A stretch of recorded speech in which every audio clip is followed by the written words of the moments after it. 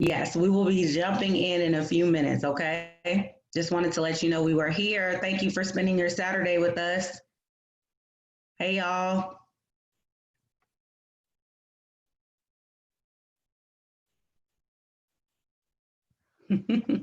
I see you. I see y'all in the chat. Okay, I'll be right back with you guys. Just wanted to let you know we're here.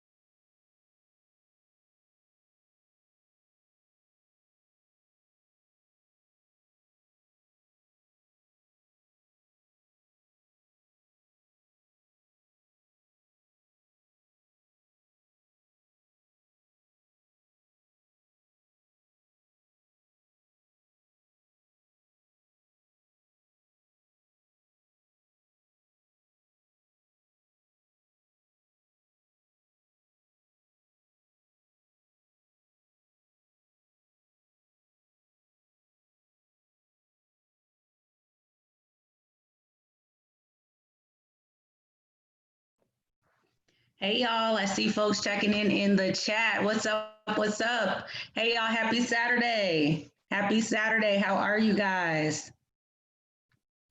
Welcome. Okay, okay. So we are streaming everywhere. Hey, you guys. My name is Deanna Britt. I'm super excited to assist Wholesalers R Us on this beautiful Saturday. We're going into the afternoon. We're looking forward to having an amazing afternoon, learning some good real estate information. We are about to get this party started. I am co-hosting today. I'm about to introduce you into the founders of Wholesalers R Us, really good friends of mine. Will Galloway and Tim Harvey will be before you in about 60 seconds. Hope you guys brought your Saturday snack. We're streaming live on Facebook. We are streaming. We are also on Zoom. Okay. Hopefully, you guys are all members of the Wholesalers R Us Facebook group. You are also a member of Wholesalers R Us, the Meetup, so that you can stay tapped in and stay up to date on everything that's going on. Okay. So, can you guys all just confirm that you're hearing okay? Remember, if you want to talk to everyone, you want to change the settings to all panelists. If you're on Zoom, change it to all panelists and attendees so we can see you. Drop your questions in the Q&A box. And we are about to get this party started. If you are on Facebook, of course, you can drop your questions in the comments. But who's ready to get some good information? Drop some sevens in the chat if you're ready to get some good information. If you're on Facebook, tap in with me. Let me know. Drop a 7 and share this out. If you're on social media, share this out. This information that we're going to get today is so important. Okay. Can I get some 7s in the chat? Can y'all show me some love on Zoom? Drop the number 7 if you're ready for an amazing meeting today. I got my chat open. Drop some 7s on Facebook. If you're with me, we need some good energy, y'all, because they're about to go in today. And again, if you're wondering who I am, my name is Deanna Britt. I'm the owner of Law Clerk on Demand, strong supporter of Wholesalers R Us. And I'm just here to assist the show today. And I'm looking forward to learning just like you guys, okay? All right, cool. Let me know where you're from. Where are you guys from? Drop it in the chat. Where are you from? Are you in Georgia? Is anybody out of state? If you're in Georgia, we got to know exactly, like, are you in Cobb County? Are you in Fulton County? Like, let me know. I see some familiar faces in this chat. Hey, y'all. Uh-oh, Cobb's in the house. Uh-oh, the Cab's in here. Hey, the Cab. Don't let your county be left out. I want to know where y'all from. Okay, we're specific. I see Lawrenceville is in here. Hey, Montgomery, Alabama. Hey, y'all. Sandy Springs is in here. Cobb is in here strong. You better say your city or your county because I'm going to start to think Cobb runs things. Let me see. Los Angeles is in here. Hey, Stockbridge, Lithonia, Fulton. Let's go. You got to say it. Cobb, I don't know. I see a lot of Cobb, maybe because I'm biased towards Cobb. Check in with me. We need some love. I want to know where you're at. You've made such a wise decision, spending your Saturday with us, getting this good information. Smyrna's in here. See, Gwinnett. Okay, we see you. This is going to be great, guys. I'm so excited about this. The way that we communicate, we're doing things virtually. So sevens is how we show love virtually. So I might tell you to drop a 7. That's how we're going to show love to our speakers today. So if they say something real good, drop a 7. I want to see a ton of shares when I check Facebook. I want to know that this is being shared out. It's such a blessing to be able to just click a link and get access to this real estate information. You know what I mean? So I'm ready to get this party started. If you're ready to get this thing started, please drop a 7. Facebook, Zoom chat, text message, something. Let people know what's going on. All right. So in the next 60 seconds, I am super, super excited to bring on Will Galloway and Tim Harvey, the individuals that have the vision for Wholesalers R Us. They are committed. They do this every Monday as a webinar. They do this every last Saturday of the month. They tire themselves teaching and giving to the real estate community. I've had the honor of knowing them for 5 years. I think our businesses are the same age. So we just really have a special bond. So I'm super excited. We're going to bring them on right now so we can get this thing started. I want them to see 7. Let's see. There's Tim. Hey, Tim. How are you? Hey, Deanna. Hey, I'm doing great. How you doing, Deanna? Good. There's Will. Hey, Will. Happy Saturday. Happy Saturday to you, Deanna. Happy Saturday, Deanna. Happy Saturday to everybody out there in Facebook land. Happy Saturday to everybody out there in Zoomville. We certainly appreciate everybody jumping on today at this Wholesalers R Us special meetup on creative financing. My name is Tim Harvey. That's my partner right there, Will Galloway. And the person that introduced us is a special young lady in our life. Her name is Deanna Brett, and her name of her business is called Law Clerk on Demand. And the way that we met is, is just amazing. As we were doing our first meetups, we had an opportunity to meet this young lady, and since then, her business of building lists. She is the list provider here in the Metro Atlanta area, also around the state and also around the Southeast. And since then, she has grown exponentially, and we are so grateful to have her host our meetup. So, thank you, Deanna, for introducing us. Thank you for being the host. We certainly appreciate it. We appreciate, we just want to, before we do anything else, we just want to thank God.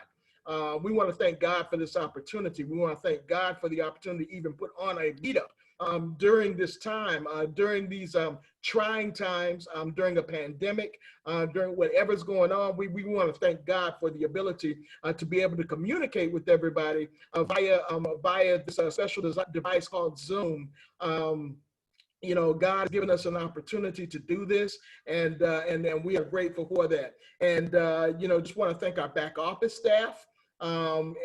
Just everybody that had anything to do with this meetup. So we are very, very thankful for you. Well, hey guys, I'm Tim Harvey. My partner's name is Will Galloway, and we were able to start this group about 5 years ago. I'll make it really, really quick. We were able to start this group about 5 years ago, and we've been blessed. We've been blessed. Me and Will, we had a vision to bring together a community of like-minded people that wanted to do real estate. And our specialization is, has always been wholesaling. That's been our foundation, has been wholesaling. And so we want to bring together a like-minded group of individuals that want to do the business together in a right way as a community. And we are so grateful to be able to have the opportunity to do it now during these trying times, because you guys know that these are the times when it really counts. So we are grateful for that. We've got a fantastic meetup planned for you guys today. Hey partner, how you doing? Oh man, I'm blessed, man. I'm blessed. Happy to be here, man. I'm grateful, man. Like Deanna said, happy Saturday to everybody. I'm just honored to be here. I'm honored to be able to, provide real estate information, provide real estate content to our community. Like Deanna said earlier, we have a passion for teaching. We have a passion. Really, we didn't even know we did. No. When we met each other 5 years ago, we were just kind of just conducting business, as usual. And we were just like, man, it got to be another way that we can teach people what we do, because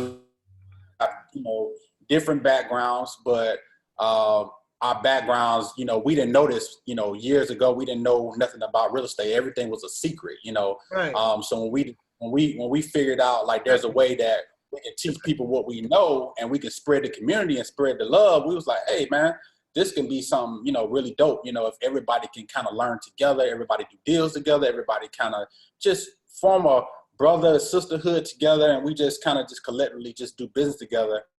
And that idea went from one meeting at Barnes & Noble that went from there to putting it on paper. And from putting it on paper, it escalated into 5 years of us now creating a successful community. And I think the blessing that came out of it is that we've been able to be a part of other businesses, birthing and turning to six-figure businesses. We've collectively, wholesale hundreds of transactions, partnered with hundreds of people, and being able to being a part of people closing their first deal is still to this day excites me, So today really, we didn't really want it to be about us today. We wanted to be educational. I know if you guys come to our Monday calls, we touch a lot on mindset and, stuff like that. But today is the real estate. We're going to be, we still mindset now, but we're going to be kind of educating you guys today. Our panelists that we're going to be bringing on shortly, we really don't even want too much information. We want it to all be educational. We want it to be teaching. We want everybody to understand that when you guys are looking at deals, we want you to lead this meeting knowing if this is going to be a wholesale deal or do I need to structure it creatively, and I think sometimes we all kind of have that mind block, like, man, is this a wholesale deal? And a lot of you guys, and I've been, doing it myself, look at a deal. If it don't meet the wholesale criteria, then you just write the deal off, you know what I'm saying? But a lot of times you don't understand that you're leaving a lot of money on the table. And our panelists today are going to talk about how they're cashing in on those deals that you passed over. So, partner, you want to kind of go a little bit before we, bring the first panelists on. You want to kind of go into like what we're going to be talking about, wholesale and lease options, subject to. You want to kind of touch on it a little bit so we can get some clarity on the conversation.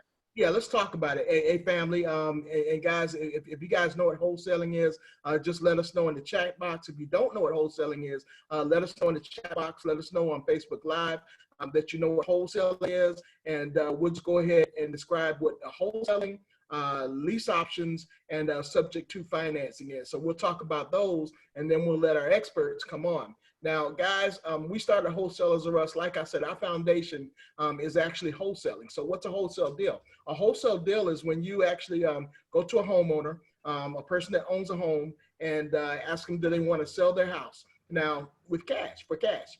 And, you're not looking to get financing or anything for that house. Normally, it's a person that has a distressed property, meaning that they have a reason to sell. They have a need to sell.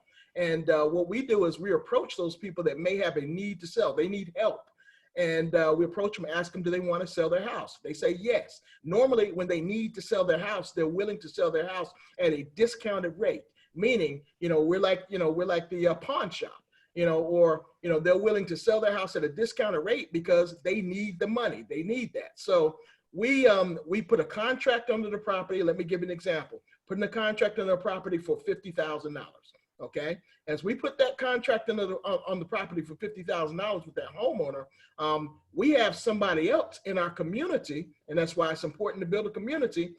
We have somebody else in our community that wants to buy that house, that same house, that they can fix it up, flip it, do whatever, and improve the community. They agreed to buy that house from us for $60,000.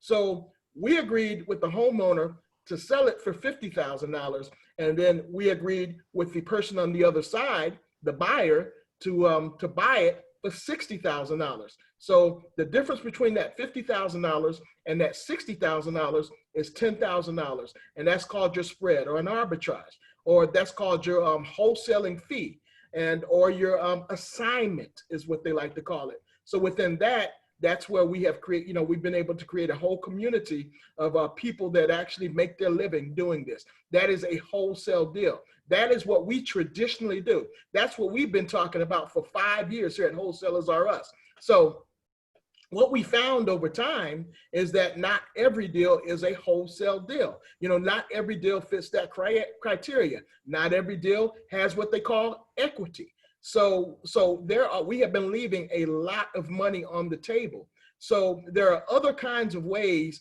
to acquire real estate without actually having to, put money down, without actually having to finance them through traditional means. There are other ways to acquire real estate. So we're going to highlight a couple of those ways. Okay. Now, the first way that I'm going to talk about is called subject to financing. Okay. So subject to financing is a way of purchasing real estate where the real estate investor takes title to the property, but there's already a loan in place, okay, in the name of the seller. So let me just kind of give you an example, okay? You have someone that's looking to, like you find a deal, okay?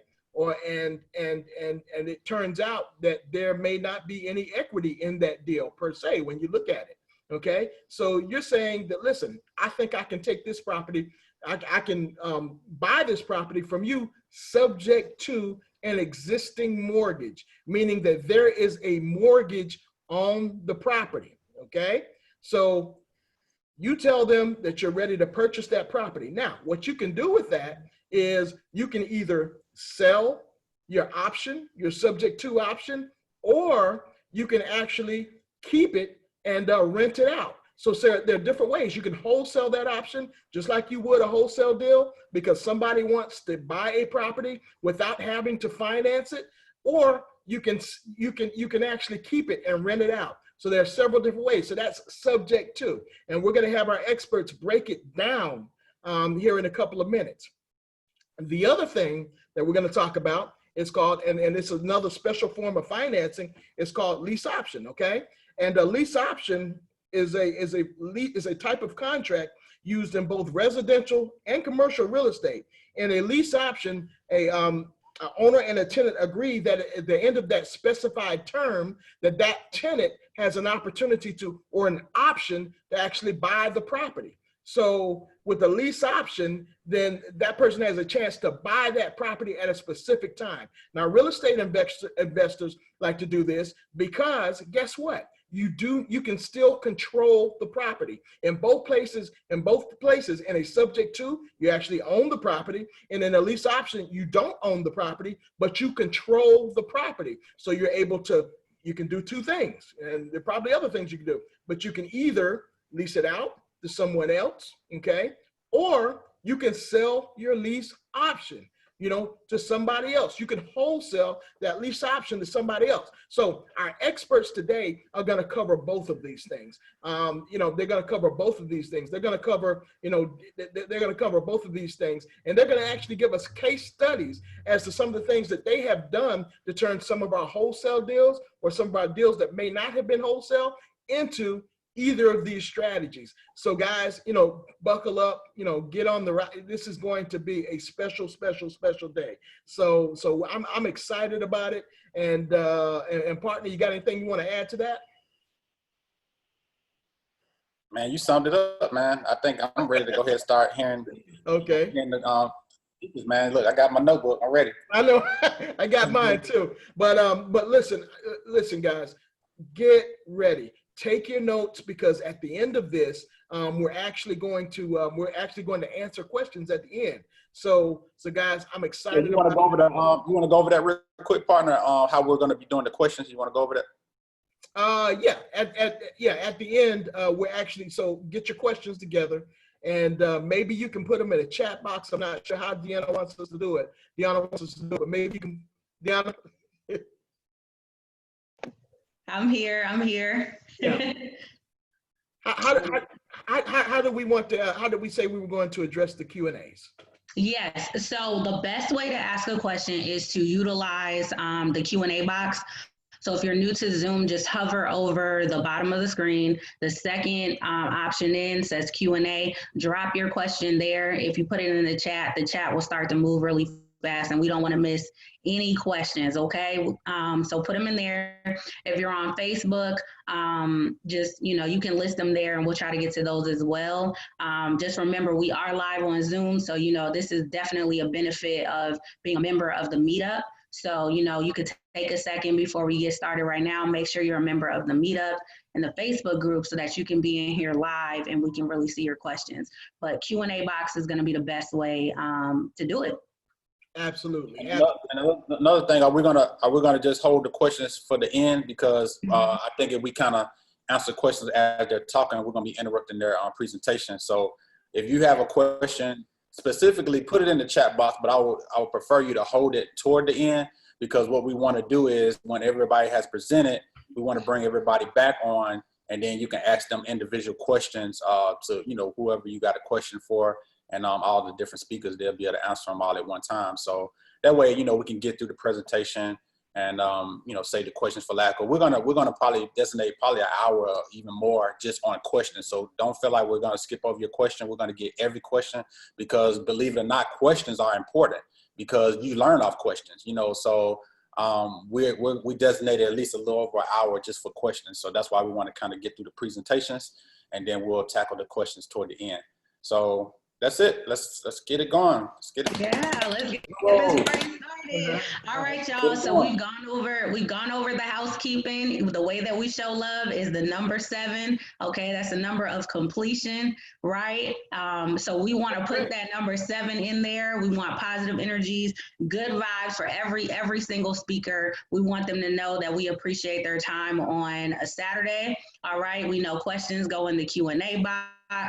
I think that's everything. And so I'm just grateful. Thank you guys so much for this platform, and the way that you have designed this meeting so everybody can get 100%. This is going to be great. Thank you. It's going to be great. Listen, guys. Okay, cool. And just before I introduce our next guest, guys, listen, we understand that things are going on that's a little bit different in this country. And guys, let's just stay focused on what we need to focus on, and that's creating financial freedom, creating financial freedom for our families. Let's remember the why. Let's remember why we're doing what we're doing, and as we create financial freedom for our families, guys, we're gonna pray. We're gonna pray for all those in the decision-making capacities, all those that are being affected by whatever. But we're gonna be in prayer. But at the same time, guys, we have to remember our whys and why we're actually doing this. So just wanting to give that little PSA. Our hearts and our minds are with everybody that's been affected by the pestilence and also by everything, the injustice, but let's just stay in place and earn this financial freedom for our families. Okay, so. Before I get started, hey everybody, but our first guest is someone that listen, he's a friend of ours, and what I like to say is, the people that we do business with, the people that we partner with, these are people that we actually pray about. We pray, me and Will, we actually pray about, who we're going to bring on. And this first guy, he's actually a friend of ours. I was blessed, we were blessed, to actually, we've done business with him. We've done business with him, a couple of times. And what blessed me so much, and guys, he's not going to give much about his background because he's already done it at our Money Making Motivational Mindset Monday. So guys, check out his YouTube on his amazing story. How he went from selling drugs to making $12 an hour, on a forklift, to now what he's doing now, just an amazing man of God, and touching everybody that he gets into contact with in a positive way. And this is our friend, our brother, Mr. Transaction Engineer, Eddie Raymond, what's going on, sir? What's going on, sir? What's going on? How you guys doing, man? All right, man. We're grateful, What's man. up, bro? What's up? That's great, man. Honored to be here this morning, this afternoon, rather. Yeah, we blessed to have you, man. Thank you so much for coming on, man. Listen, we know your story. So guys, go back and check out YouTube. So we ready for you to just get back, get into what you want to get into. Okay, great. I'm ready to get started. Can I share PowerPoint here or what? I'm not. I think you had to give him access to, Yeah. If not, I can just pull it up and talk Okay. about the screen. Well, Lachette, if there's a way that we can give access, then show I think he got access now. It says he's a co-host, so he got access now. Okay, cool. It is. Okay, y'all gotta work with me. I gotta see how to do this one on Zoom. Oh shit. We in this new Zoom world. I know, man. Everything's Zoom now. Everything Zoom. How you guys doing, man? So I'm Mr. Transaction Engineer, AKA Eddie Raymond. And I'm gonna talk to you guys about some creative stuff. I mean, there's so many strategies in this real estate business. And when I first got in, my first deal was a subject-to deal. Then after that, I did a wholesale deal, and I fell in love with wholesaling. So I was wholesaling like crazy, man. I fell in love with it. Because coming from the streets and making that kind of money legit, at first I had to, it was like a paradigm shift. I had to really, I was just like in a shock, like, is this real? This can't be real, man. No, there's something illegal about this. You take $10 and make $15,000, man. And man, when I got that check, man, I told the streets, I'll see you later. Hasta la vista, baby. Boy. So I just became a student of the real estate game and business and just learned every strategy that I could. And I'm still learning today, guys. But today, I'm going to talk to you guys about two strategies because we only have a couple of minutes here. So I'm going to talk to you guys about two strategies. Let me see that I share my screen. One is subject to, and the other one is wholesale lease options. Ooh. That's what I'm talking about. That's what I'm talking about. And that's what they came to hear. Yeah. I think we're gonna have the other two guys are gonna be on the subject to thing. I'll just hit a little bit on the subject to. I'm not gonna go too. Do you, bro? I mean, everybody gonna give their point of view. So do you, bro? Okay. Well, subject to. So guys, like I said, when I first got into business, I was wholesaling. Then the market crashed in 2008, right? So, guys, I only had three properties that I had on subject to, and I was only making $900 a month, and my expenses were $3,000. So that's when I really realized that, hey, man, I gotta make some changes here. Then I looked at one of my friends. He had 50 of these properties that he took over subject to the existing mortgage. And that's all that's all he does to this day. Subject to it. He won't do nothing else. Everybody to each his own. Right. But hey, it worked for him because when that market crashed, his life wasn't affected a bit. It wasn't affected a bit, guys. And I know a lot of people that retired. A lot of people had to quit because, sometimes you fall in love with one strategy. I knew a couple of them when I first started because I was trained on about 4 or 5 strategies, but I fell in love more with the wholesale. So after that, I realized I got to hold on to some properties. Let me share my screen. Can y'all see my screen? No, we can't see it yet.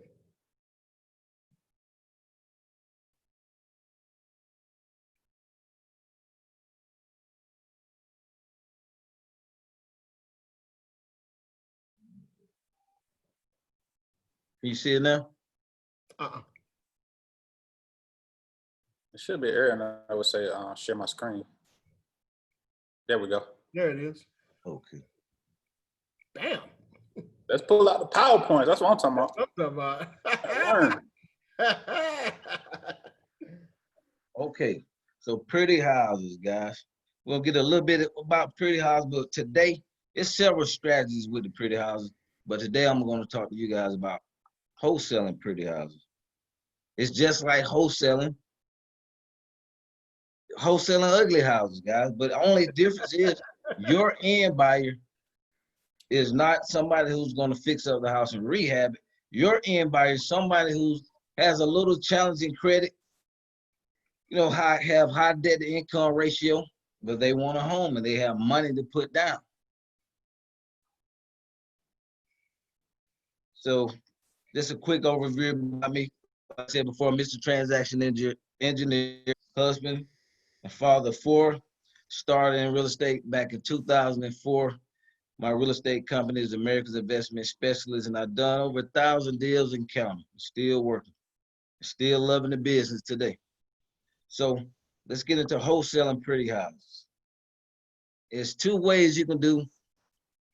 Now, let me tell you guys the difference between subject to and sandwich lease options. They're pretty much the same, but one is ownership, like Tim said. Subject to, you own the property. When you do a sandwich lease option, you're leasing the property with the right to sublease. You still have the 3 cash benefits because you can get a non-refundable down payment from your tenant buyer. You can get the monthly cash flow, and you get the spread on the back end. Just say if the property is worth $200,000, right? And the seller owed 170. I'm sorry, the seller, he may owe 150, but you got it on the contract for 170. So he's standing to make about 20 grand, right? You got it on the contract for 170 and you're selling it for 200. So that's your spread. So once you get your tenant buyer cashed out, they're able, once you get them, their loan approved, then you will get your money and the seller will get his money. So everybody walk away happy. You will manage the property. So you just got paid 3 times. So you just got paid 3 times. 3 times, guys, without even owning the property, without even bringing any money, making up back payments or anything, because you only want to do a sandwich lease on properties that are current. No, if they're behind on their payments, we're not talking about no sandwich lease. We're talking about subject to. Because if you're behind, I don't trust that you're going to make the payments. So that's a different conversation. But if they're current on their property, and guys, they're willing to let me stay in on the deal and manage the property, hey, this is the second best, I would say, next to subject to. Subject to, you got subject to, owner financing, and then sandwich lease. And one good thing about sandwich lease, if you don't have to have any money. Our contracts, you don't have to have any money down. They just need to sign the paperwork. The seller sign, you sign, and then you go find a tenant buyer. So this strategy doesn't require any money, but you got to market to get your deal. Right.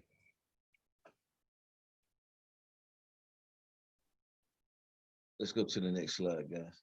So, okay, so now let's get to another strategy, which is wholesale lease option. Wholesale lease option, little competition. We barely have competition. It's a little more people, learning about it. But guys, it's little competition. You're dealing with properties in nice neighborhoods. You don't have to even deal with the tenants when you're doing a wholesale lease option. And we're dealing with a bigger pool of buyers. Now I'm gonna get on to no tenants. Why you don't have any tenants, Mr. Transaction Engineer? Because my job is to find the seller. Just say that the seller moved out of town for some reason, right? They got a new job. They have an empty property. So, Mr. Seller, do you really want to rent your house out and take a chance of these people destroying your property? Or do you want me to lease this property out with somebody with a mindset of home ownership who's going to take care of your property and buy it in the future? They say yes, right? Boom. Now, do you want me to manage the property or do you want to manage the property? If you manage the property, we got to get it for the mortgage payment because we make our fee over that. Right. So we let them decide. If they say, I'm a manager myself, cool, we're fine with that. So we do an agreement, a 1-page agreement that basically says, I'm going to give you first month and a security deposit, and whatever I make over that is my profit. They say, cool, right? So just say, for example, I got a perfect slide on that. Just say, for example, the property is worth $150,000.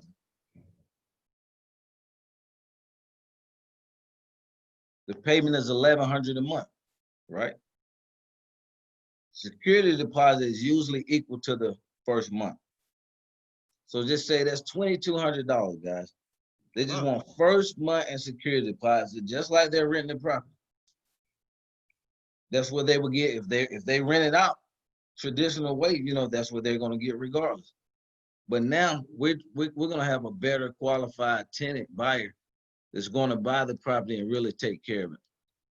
So now we only keep this in mind. We only got to get a seller $2,200. The minimum that we take down on our lease options is 5%. You can't even get in the door if you don't have 5%. Don't even think about it. Because I learned from experience, the more money a person put down, the better they'll take care of the house. The less they put down, the less they care about the house. Ask me how I know. I've been to that seminar before.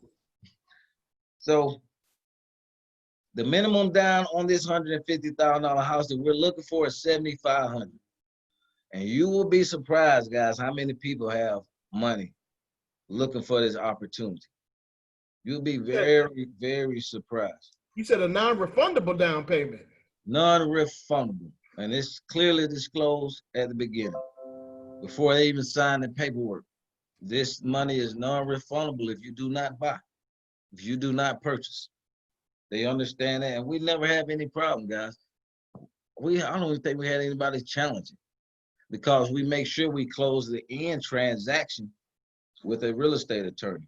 And our attorney charges about $200 to close it out. But you want to make sure you close these deals out with a real estate attorney. Absolutely. Tell them why that's important, Eddie. You know, because I know a lot of people try to do that stuff on their own, but tell them why it's so important to close it out with an attorney. It's very important, guys, to close it out with an attorney, because they're going to take it more serious. Right. They're going to take it serious when the attorney do it versus you just doing a tabletop closing. Nah, they may try to come back and fight you for the down payment. Oh, I didn't understand. It was non-refundable. But if that attorney signed off on it, the chance of them coming back is very slim. Very slim. Gotcha. And then you want the attorney to catch any outstanding liens or judgments that you might not know about too. Right. So, guys, we're looking for $7,500 down, right, from our tenant buyer. We only got to give the seller $2,200. You say, show me the money. It's $5,300 profit, guys. You made with no money out of your pocket. When you're doing these deals, our contracts, none of the contracts even have earnest money on there. You just sign on the dotted line. So you didn't. So you bring your type for your profit. So you didn't bring the money. You didn't bring any money to the seller, really per se, out of your pocket at all. No, sir. No money. No money comes out of your pocket. All you got to do is market, guys. So the seller wanted the $2,200, but instead of you bringing it to the table, you just took it out of the down payment. Right, and done it and did a double closing. Be like a double closing. You make it walk away with $5,300, and we're just saying a minimum of 5%, guys. We see anywhere on the average between 5 and 10%. So who knows? You never know how much God may bless you with. I don't even try to put a number on it, because you never know. You may be thinking 2,000, and you know God got 5 for you. And never disclose how much you want down. Never. We never tell them how much we want down. We say the more money you put down, the more money you put down, the lesser your monthly payment will be. So how much money do you have to put down? Because I learned, man, and my mentor told me never to do it. But you know, sometimes as men, we got to try to do it our way. So I put down on the on this particular property, we want 5,000 down. And we got to the closing table. The guy said, "Man, I'm glad it was only 5,000. I sure had 10 to put down." I said, "Oh man, see myself out of extra 5." So, so you learned from that one. Yeah, I learned, man, big time from that. Well, guys, this wholesale lease option is just another strategy, another tool to put in your toolbox, and it's less competition.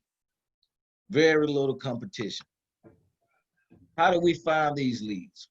Expired listings, out-of-town owners, probate, evictions, and landlords. So these are same leads, Eddie. These are same leads that we get, right? Yeah. Just looking at it with a different angle, a different perspective. So now when they owe too much money on the property, guess what? Okay, well, it don't quite fit our cash criteria. But what about our lease option strategy? Well, we find you a tenant buyer for the property and they cash you out sometime in the near future, or something in a year or two, in a year or 2 years. However, you got to talk to the seller and see how long will they let you lease the property. But that goes back to sending the multiple offers. So we like to do a cash offer, a lease purchase offer, and a subject to offer. We're taking it over subject to. So Eddie, real quick, it seems like when you're going into a wholesale deal, if it don't meet the cash criteria, then you're automatically thinking lease, because typically subject to is more like when you're trying to catch up payments or when it's a larger down payment. But when you're thinking lease, you're thinking like, hey, I can get into this deal with little to no money. I can, wholesale it off to somebody else and still kind of stay in the deal if I do a sandwich. So that's kind of like your next, if it wholesale don't work, then you're going to the lease. Is that what I'm hearing? So if the wholesaling don't work, I'll do a lease. I will try to stay in on the sandwich lease, because I always want to stay in and get that cash flow. If they don't want me to stay in on the sandwich lease, then subject to. We always try to come with the subject to, but if they're not behind, you got some sellers going to be, not every seller is going to want to deed you over their property. Right. Yeah. That's a big risk for them. Right. To deed the property over to you. So if they won't deed it over to us, then our second best would be doing a sandwich lease where we can stay in on the deal and bring a tenant buyer. So we bring somebody who want to live in this house and own this house. We locate them and put them in the property and try to get them cashed out within that time frame that we have from the seller. So if the seller give us a year, then we put somebody in there on a year. If the seller give us 2 years, then we may put somebody in there on a year, or either 2 years, but we got 2 years to play with. So just in case we put this one person in on a year, they don't work out, we get another non-refundable down payment, put a person right back in there for another year. I love it, man. Get the first person don't work out. Yeah, and then that's one thing that the sellers love, because they always say, well, what if it doesn't work out? They don't buy the house. We're like, no problem. We'll just get you another non-refundable deposit, because we make their deposit non-refundable too. What they get, that for example, on this slide, $1,000, we make that non-refundable also. So to them, it's non-refundable. They don't have to worry about it. And we tell them, hey, we'll get you another tenant buyer in there in no time. Now, I have had deals where I had to split. Some of these sellers are a little savvy. Hey, I want a little more money down. So we had to split. We had some deals that we split 40, 60, and 50-50. But at least they're down, right? At least they're down, Eddie, right? Yeah, at least they're down. 50% of something is better 50% of nothing. How do you structure your terms, like how much the payment's going to be, and all of that part? Like, I know you got to structure it around if they got a mortgage or whatever like that. But how do you normally, do you got like a calculator that you kind of put it in, all the numbers in, and it kind of let you know? Well, we just go, my wife's an agent, so we check and see what they're renting for in the area. Some people, if you don't have access to the MLS and stuff, you can use Rent-O-Meter. And so we just price it and see, what it's renting for versus the seller monthly payment. So we make sure we ask the seller, how much do you owe on the property? How much are your monthly payments? And, if we're standing on the deal, we want everything above the payment. So if your seller payment is $1,100 and we see in the area to rent for $1,500, we're going to get a seller $1,100 and we're going to rent it out for $1,500. And we're going to get the difference. But if the seller want to stay in the lease, that means you can't get the cash flow. The cash flow go to them. We just bring the tenant buyer and we out of the deal. Everybody sign off on the disclosures and we out of the deal, just like we're wholesaling. Wow. Yeah, because some sellers, you know, they want to stay in and get the cash flow also. So I just like it because it works no matter what, no matter if they're behind or not. So if they even want to go subject to, they won't sell subject to, or if they want sell owner financing, then we'll do a sandwich lease. Big dog. So we got a strategy for you. If you're a motivated seller and you really want to sell, we got something for you. We got a product for you. It's amazing. It's amazing, you know, and you know, the main thing is this is like, you know, really expanding. Like when you're talking to somebody on the phone, you know, you giving them just another option, really. And this is an amazing thing, brother. We certainly appreciate it, man. You know, this guys, how many of you guys like this thing? Because you know, this right here. Yeah, I mean, I think that was some awesome information. Please get him some, like Deanna said, give him some sevens or something. Give Facebook, Zoom, get him some, like that was. I know that was a kind of short presentation, but just make sure he gave so far. Like, I mean, I learned something. You know what I'm saying? Like, just real quick. Absolutely. That was some great info. Guys, please use that strategy, man. I'm telling you, you'll end up doing, if you're wholesaling pretty good with ugly houses, you'll be wholesaling pretty good with pretty houses. And it's the bigger pool of buyers, because just think about it. When you're wholesaling ugly houses, it's only so many people want to buy a house and renovate versus a person that want home ownership. It's a bigger pool. We're dealing with about, I would say 75% of the people that can't qualify in this country for a mortgage. They say only about 20 to 25% can actually qualify. And now that probably has lessened due to the economy and people losing jobs and stuff. So this may be a strategy, guys, a tool you want to put in your toolbox, because it works great. I'm not going to say maybe a strategy. I'm going to say definitely a strategy that you're going to have to use over the next couple of months. You know, because listen, family, a lot of people are displaced financially. Like he said, from a standpoint of not being able to be qualified, because now you've got people that, you know, you've got to have a 700 score at some banks, you know, in order to get qualified for a home. So guys, this is definitely the time to put this specific strategy into your toolbox. Yeah, I mean, you have to do it over the next couple of months. And if anybody want that one-page contract, just email me, info@Mr. Transaction Engineer. We got a one-page wholesale option agreement, guys. No earnest money, man. You just got to be focused and dedicated to making some money, and believe you can do it, and you'll get paid, guys. If you're not making any money in this business, you're not doing anything. That's right. You just keep studying. Before you go, bro, how people follow you? Follow me on all channels, MrTransactionEngineer.com.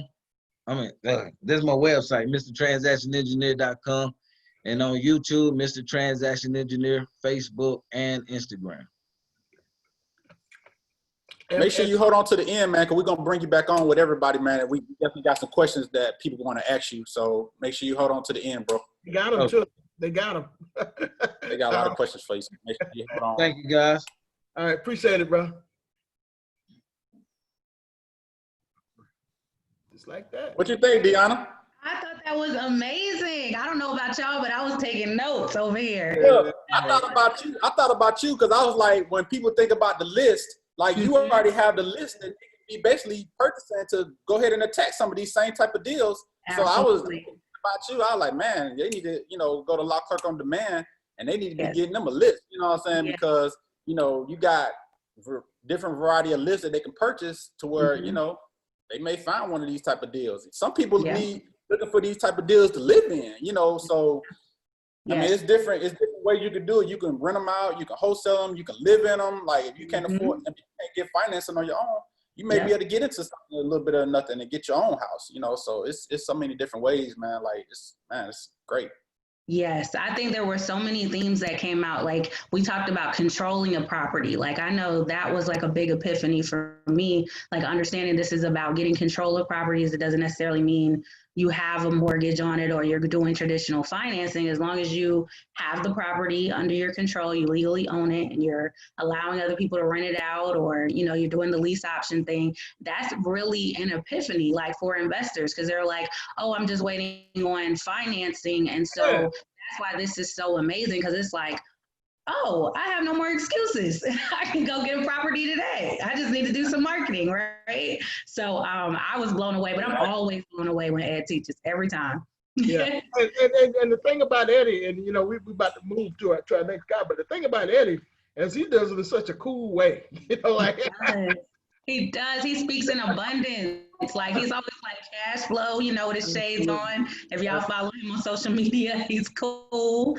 And it's always encouraging every time I hear him teach, for sure. For sure. Absolutely. Well, this, this next person coming up is no stranger to making money. He's a good friend of ours again. This is another good friend of ours. Being able to make money with this guy. We travel in the same areas and in the same paths. And what I love about Anthony is just, again, you guys have to go to YouTube, Wholesalers of Us on YouTube, and check out his story, because his story is amazing. It goes from, being 9 to 5 to actually doing this, and making millions in this business. And without any further ado, let's bring up Mr. Invest ATL and Mr. Anthony Epps. What's going on, my friend? Hey, how y'all doing? Can you hear me? Yes, sir. Yes, sir. We can hear you. Good deal, man. I'm so glad and thankful. Hold on, let me see. Oh, here we go. There you go. Hey. What's up, bro? Hey. Like the company shirt, man. Huh? Oh yeah. I like the company shirt. Thanks a lot, bro. But yeah, man, just I'm just so thankful and excited about the platform that y'all have today, and it's good hearing Eddie and talking about the wholesale and lease options, because that's definitely a viable, real strong strategy in any market that we're in. So and it's definitely going to be viable moving forward, even in during this pandemic and over the next couple of years. So definitely I'm going to be reaching out to him for some tutelage on that too. So but yeah, like you were just saying, my background really is from wholesaling, and and like you said, once you get hit with that wholesaling bug, it's hard to go back from that. That's just something that you're like, wow, I just made $10,000, $20,000, $30,000 just by getting a house under contract and having somebody that wanted to buy it.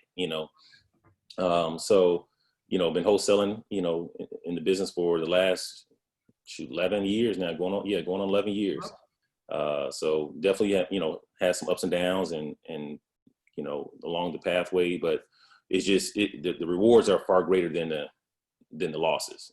So it's definitely afforded me a lifestyle that I've always dreamt of, and who knows and I know I'm still so far from where I'm going to be. But just to at least have to experience the things that I've been able to, just based on what real estate has been able to afford me. So, go ahead. No, I was just gonna say, man. While we just kind of talking a little bit, man. This is the thing that I understand, man. And we see you at all the games. So, but the beautiful thing about this business is, and I just remember, during when you were telling your story, about how you just didn't want that lifestyle. Like you didn't see yourself with that lifestyle, right? Of the regular grind and turn. But the beautiful thing about this business is, a person can be in this business for 1 to 2 years, totally change their lives. And like you said, you've been in it for 11 years and not even scratched the surface of what you can do. And that's, that's the beautiful thing about this business. And what we're grateful for and what we brought you on for is to be able to, just kind of share with us, some of these other strategies that you are doing, to, of course, not leave any money on the table per se. And can you kind of give us, you know, like some of these strategies that you're doing? Oh yeah, yeah.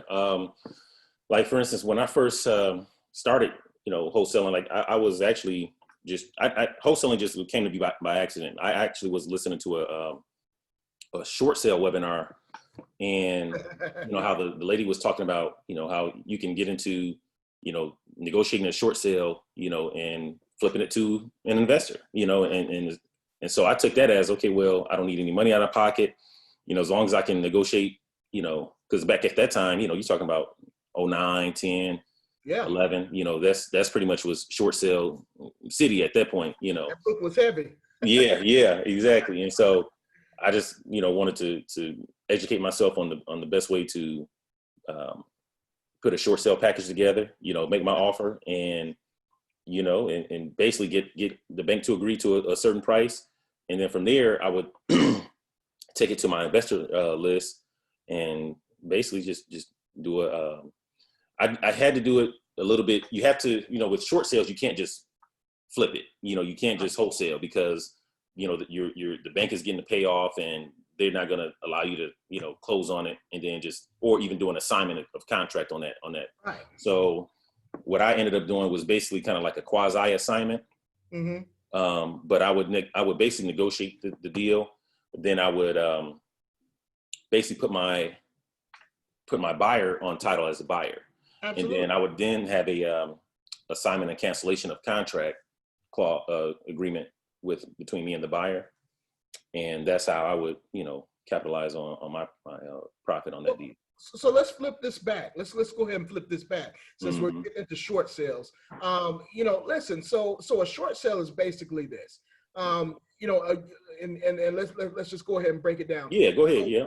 So what creates a short sale? Like I just did one this past week. So okay. What actually creates a short sale? What situation is a person? What situation? Okay. Essentially, it's somebody who's behind on payments. Okay. They're, you know, pretty much going to be it's like almost an imminent foreclosure coming. Yes, sir. So they're in pre-foreclosure, or essentially sometimes it doesn't even have to be, they don't even have to be in pre-foreclosure. They can be knowing that they're not going to be making any more payments on that house. Right. You see, and I always was one to never take on a short sale if they weren't at least one month behind. Right. Because the psychology with the bank is, why would they consider taking a short, which is basically where the term short sale comes from. Okay. Short sale is basically the bank taking less than what's owed on the house as payment in full. So why would a bank take a short sale if the mortgage is still current? Right. You know, now, unless it's for like military reasons or something like that, where the person, you know, had to relocate, then yeah, you saw banks that would accommodate a short sale in those situations. Mm-hmm. So yeah, if the person was at least 1 month behind, then we considered that, you know, viable opportunity for the short sale. And so we would go in and make, so some type of hardship has to be in place for, you know, that short sale to be, you know, viable, because you're going to have to submit a bunch of documentation to the lender. Right. And that's one of those things where, you know, like I tell people, it's like doing because doing a loan modification and short sale is pretty much the same kind of paperwork, but it's just basically you're proving, with a short sale, you're proving you can't make those mortgage payments. Right. With the modification, you're proving you can make the mortgage payments. So you're still giving the lender the same type of documentation, so to speak. It's just all a matter of where you're trying to go. And a lot of times when people file for loan modifications, a lot of those modifications aren't getting approved, but the owner is getting further and further behind on their payments, because the twisted thing about loan modifications is they want you to be behind at least 3 months before they even consider you for a modification. So just think about that. If you're already 3 months behind and then the bank decides that they don't want to give you a modification, so now you're 6 months down the road that you haven't made a mortgage payment because you're waiting to see if this bank is going to approve your newly, you know, a new payment for you, and they don't. Now you're really just that much further behind, you know. Right. So now you really have to do a short sale, you know, unless somebody, you know, unless you find a way to cure up those back payments. So Anthony, let me ask you this. Okay, so here's the thing. So we're in a place now where you know, the bank is asking for people they're letting people not make payments, right? That's right. So people are like, they have a sense of relief, like now, okay, these next, 2 months, 3 months, whatever. So what happens in the next couple of months? When are they still going to be able to not? Well, so what's going to happen with the forbearance? Because that's what you're referring to. They're basically giving them a forbearance. Yes, sir. So, and depending on what lender you have, it could have been for 6 months. It could be for 12 months. It could be for 3 months. Just depends on what you kind of negotiate or talk to your lender with. But see, the thing about that is once that forbearance is done, they're going to expect that lump sum payment once it's over with. So, or they're gonna restructure it to where those 6 months or 12 months of payments that they allowed you to miss, they're gonna restructure your monthly mortgage to where they're gonna tack on that on top of your normal mortgage payment. So if your normal mortgage payment was $1,100 a month, but you didn't make any payments for 6 months, the bank may say, okay, well, on that 7th month, we want $7,700 from you. You want all that money. We want all that money, yeah, right now. Or they may say, okay, well, this is what we'll do. We'll structure this over 12 months where that $7,700 for those next 12 months is going to be tacked on to that $1,100 that you normally were already structured to pay. So now just imagine now if you couldn't make $1,100 a month payment, now your payments are now $1,200, $1,250 a month. Where does that leave you? So now you pretty much going to fall into this again. You're going to fall into that area where at some point you're probably just not going to continue to make those payments.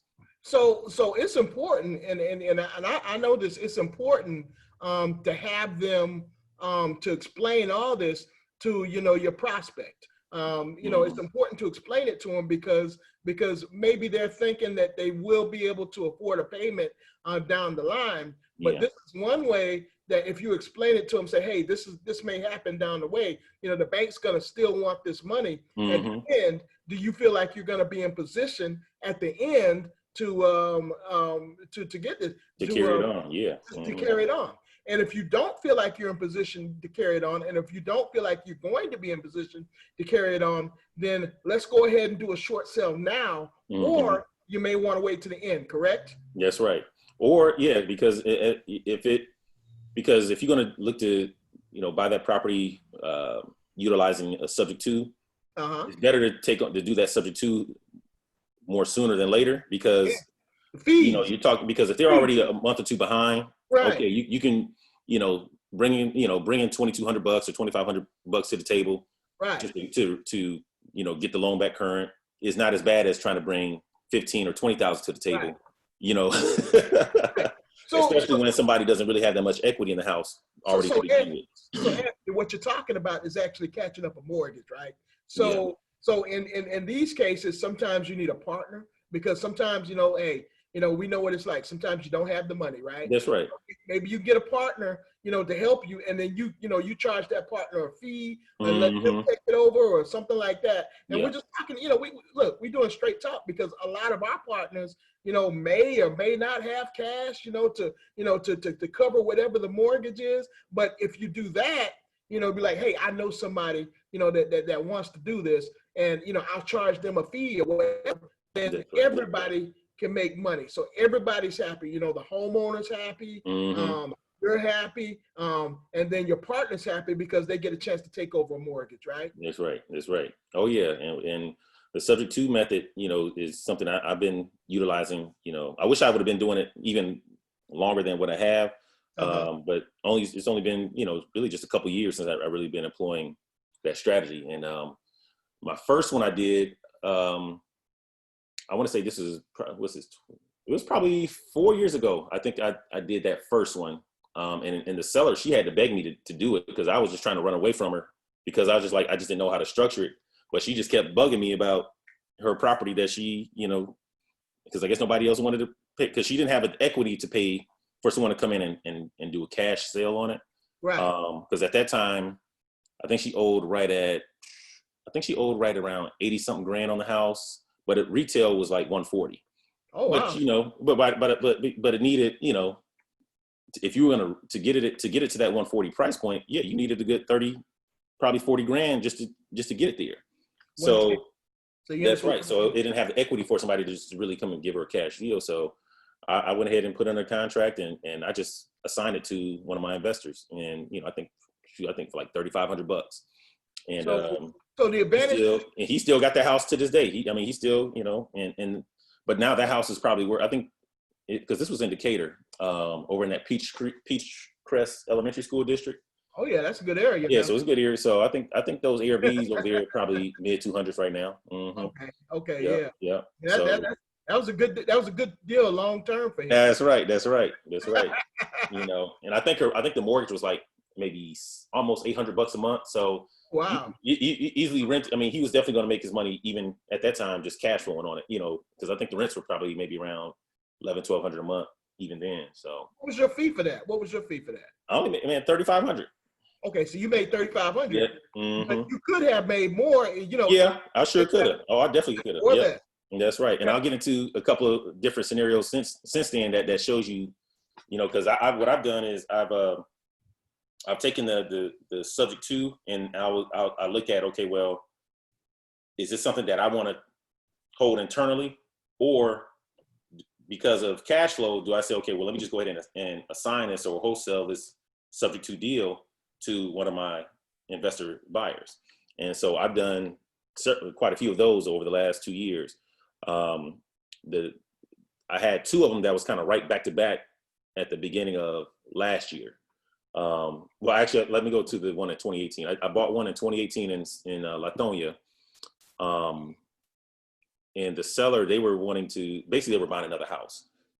And so what you got to look at when you're looking at taking over a property subject to, one of the first kind of questions you want to ask the seller is, are they planning on buying a new house, or are they just planning on, do they already have another house already to where they can move to? Are they trying to rent? Are they trying to buy? Because that can affect you buying their home subject to, because that mortgage is still going to be on their credit. Right. And so typically if they're going to buy another house, I'll ask them, okay, well, do you need to get this house? Does this house need to be off your credit before you close on that new house? Now, if they say yes, then that may prevent you from actually doing that subject to at that moment in time. Now, right. If they say no, I'm already qualified, and okay, cool. So we can proceed moving forward. But because the lender is going to probably look at their debt to income ratio, that can impact that current mortgage can impact them getting that new house. So that's kind of one of the things you just want to find out, from your sellers. But now if they say, well, I don't plan on buying at least for another couple years.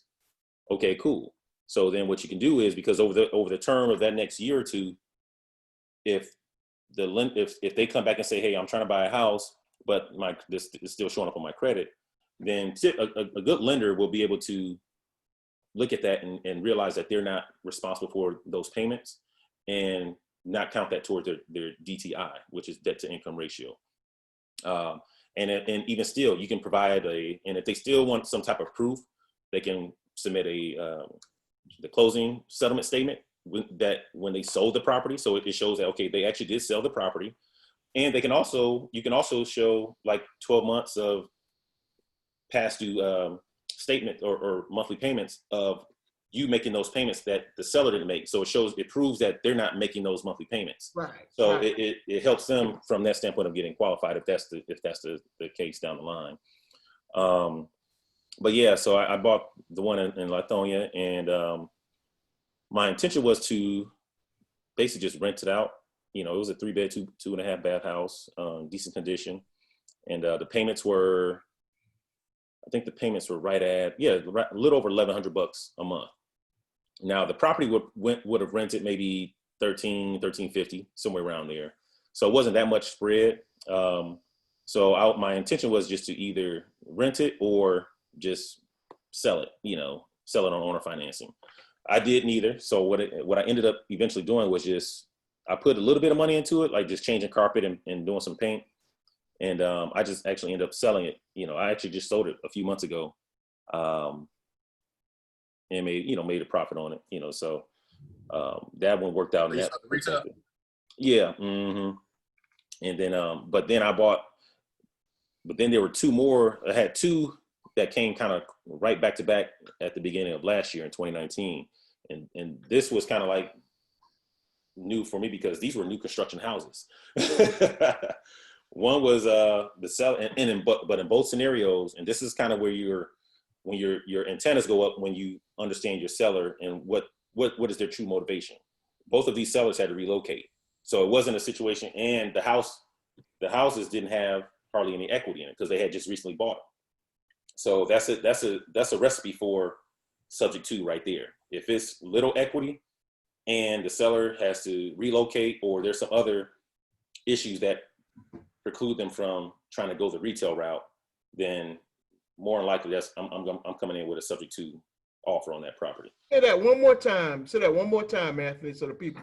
Well, if you have to understand that the seller's need, so understanding that one of the main reasons that people will entertain a subject to is relocation.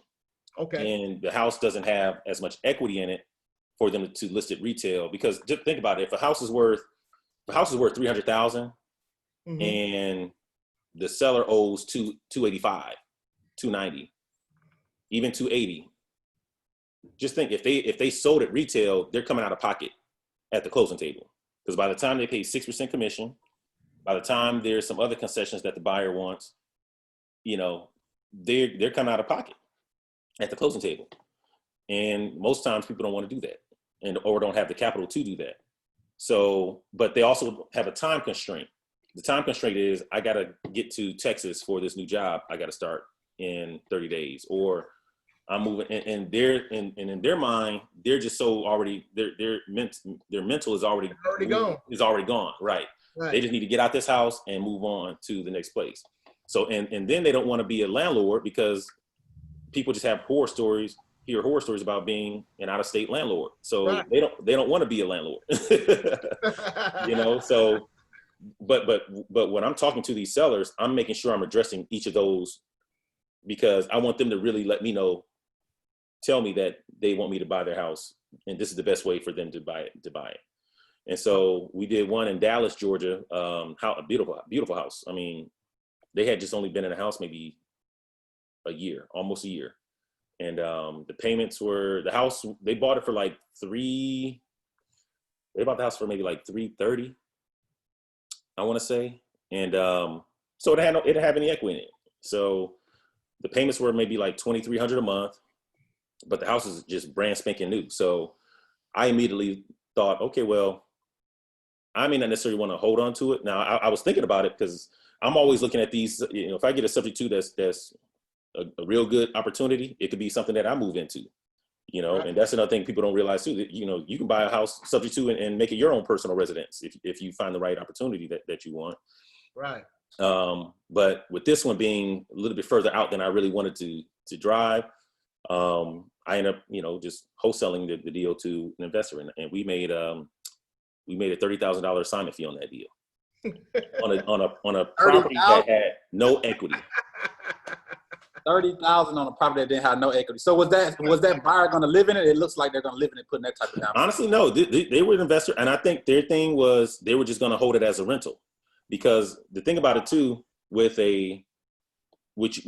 these subject to deals, you look at it from a long. See, I always market my deals as long-term buy and holds. Like because you do have some people that just only want to do who only want to buy a subject to if it's got a lot of equity in it, and they can just take over the note, do a light rehab or something like that, or don't do any rehab at all. Just take over the note and put it on the MLS and cash out. Not all of them are like that, and most of the time they're not going to be like that. They're going to be, it's basically going to be where the equity is very slim. And especially if you have a loan that was generated, in the last 3 to 5 years. If you have a loan that was generated in the last 3 to 5 years and they're trying to sell, chances are they don't have that much equity unless they put a lot of cash down when they bought it, so it's just kind of one of those sweet spots. But yeah, so we end up, wholesaling that one. And then the very next month, within the same month, we got another one up in Beaufort, and he was only in the house 3 months, brand new construction house. But he had to relocate to Texas, so And again, the numbers, he just had bought it, so there wasn't hardly any equity in it. And we wholesale that one for, got $25K assignment fee on that one. Wow. So we got some. It looks like you get more for the newer homes, it sounds like. Well, honestly, we get them as they come, because my thing, I don't care how old it is or how new it is. The beautiful thing about subject to is people are always attracted to taking over a property with low money out of pocket. Like that, like those $300,000 houses that somebody could just pay 25, 30 grand to take over. To them, that's like, how else could you take over a house that worth that much, that's that new, for that kind of money, But yeah, because eventually, like you said, they could take it and move into it, or move a relative into it, or rent it out. But you're making the monthly payments, but your cash out of pocket was considerably low compared to what the value of the house is. Yeah, and so but we've done one where the value of a house was like maybe one. I think one recently we did last summer was down in Stockbridge, and the seller owed like $97,000 on it, but it was only worth like 120, 115, 120. So it was a rental. It was just a cheap rental property. We sold that one and got an assignment fee of 19 grand for that. Yeah, killing it, man. The payments were like 800. I know you got storing for days on these deals, man. Look, you said 30, 20, 19, subject to deals. Yeah, on these subject to deals. Yeah, and these are deals that I didn't want to keep, And so, because another thing too with the now I will tell you this, we did our biggest one we did was up in and this was last year also. What was that? In Cumming. Yeah. Man, this was the sweetest one we ever did. It was a house that needed a lot of work. It was definitely needed a lot of work, but the guy's payments were like $800 a month. But I know once you go in and put some renovation into it, you could get like $2,000 a month in rent on that house. And so the person I ended up assigning it to, because the other thing about it too is it had decent equity. But due to the sellers, the seller actually reached out to me because he was already on my email list, and so he knew that I did those kind of deals. So this was kind of like it was basically just a God's favor on me, because he called me. He didn't call nobody else. He said, hey, I know this is what you do, and I got this house, and he owed like maybe 115 on the house, and the house worth was like fixed up worth closer to 300, yeah. But we got about a $62,000 fee on that one. But we had to give him 15 because he had to, obviously pour cash out of his pocket. So we netted maybe like 40 on that, Ridiculous. Yeah. So. Hey, man, we definitely appreciate, man, you jumping on, man, and sharing some of your deals and talking about it, man. Hopefully you can stay on to the end, because we want to bring you back on. Oh, yeah. With the accountants, man, because I know we got a storm of questions Deanna looking at right now. So hang tight, man. Real quick, how people can, get in touch? Well, our Instagram is Mr. ATL Wholesaler. And, we have a group on Facebook as well, too, Mr. ATL Wholesaler on there. And, but yeah, I mean, and the thing about it, too, I love to work with, because I tell this to other wholesalers and even other realtors, real estate agents, that because you do come across, especially agents, they come across these sellers that really don't have the kind of time or the equity to go ahead and try to go retail. But, due to circumstances, they could be a good fit for someone just taking over their payments and being able to walk away, from the house, so we're actually about to start doing some marketing, specifically targeting these types of sellers as well. Because not only, and I'll tell you this, especially ones that have been listed for a long time. That's right. Yeah, exactly. Those, and just too, a lot of people don't even realize that they can sell their house subject to, it's really a conversation you got to bring up, because the average seller doesn't realize that I can sell my house and have somebody take over my payments and, be about my business. So that's something that, we definitely want to target. And that way people can be like, oh yeah, I do got a house that if I can have somebody take over my payments, I'll be out the door. That's good.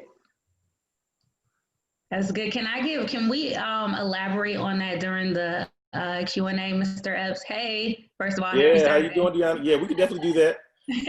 So, okay, that's your homework for the Q&A, because I want to talk about that, how to, how do you pitch that to a seller? So we're going to put a pin there. And Gotcha. somebody remind us, or if somebody could just literally type that in the Q&A box. Hey, Anthony, how do we pitch that to the seller? Just remember to do that, because that was good. But I want to make sure we really dive into that during Q&A. So that's good. Okay. Yeah, that's listen, and thank you, Anthony. Thank you, sir. If you'll stick around for the end. Yeah, no doubt. What I like about Anthony Epps and what I like about what he's talking about is like I'm seeing that a lot of these deals are in the suburbs. So, a majority of our deals, like we kind of look for in Atlanta, downtown, places like that. But what I'm noticing is that a lot of these deals, these subject tos, these lease options are in the suburbs. I heard him say Stockbridge. I heard him say way up north. So guys, I mean, there are opportunities everywhere is my point. There are opportunities everywhere, all around Georgia and Atlanta. There are opportunities everywhere. And you guys just have to understand that there's more than one strategy. There's more than one pitch to be able to get some money in your pocket, specifically during this time. Well, the next guys we're going to bring on, and again, guys, we've had an opportunity to meet these guys, and I had an opportunity to really get to know these guys. Please check out on our Facebook, not Facebook, excuse me, but on our YouTube channel, their video of their interview with us, where they got a chance to really explain who they are. What blows my mind about both of these guys is, one of them, is a family man. He's a real family man, and had to be booted off of his job in order for him to really understand opportunity, and in order for him to really start seeing the opportunity that has really changed his life and given him freedom. And it just blows my mind.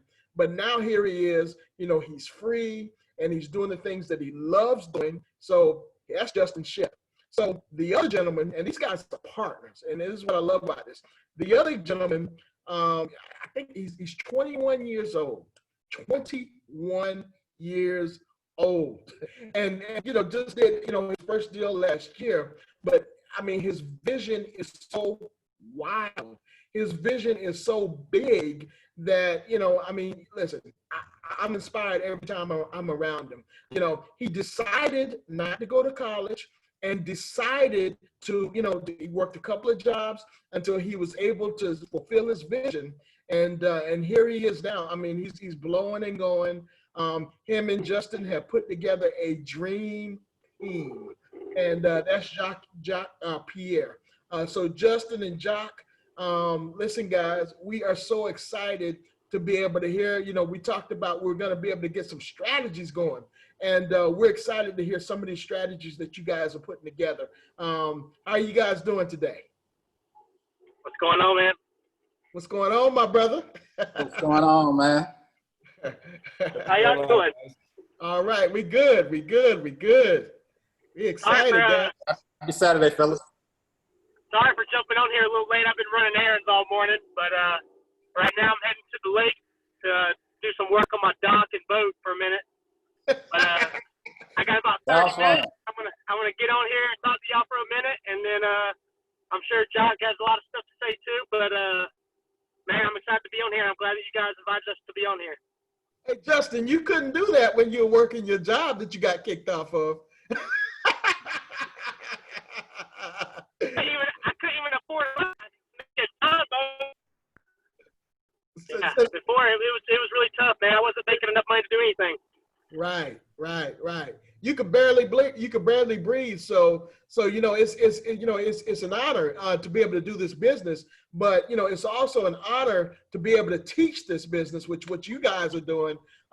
You've gotten to the point where you guys are making money. as a team, and you guys are actually expanding and growing.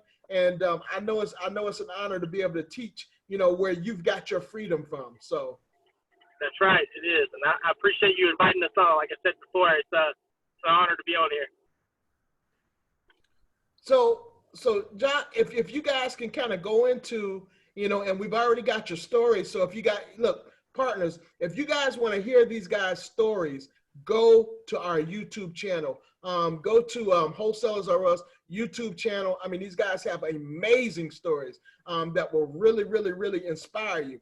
They came here today to teach you guys how to take advantage of some of these options. So guys, whatever you want to do, we're here to flow with you. Awesome.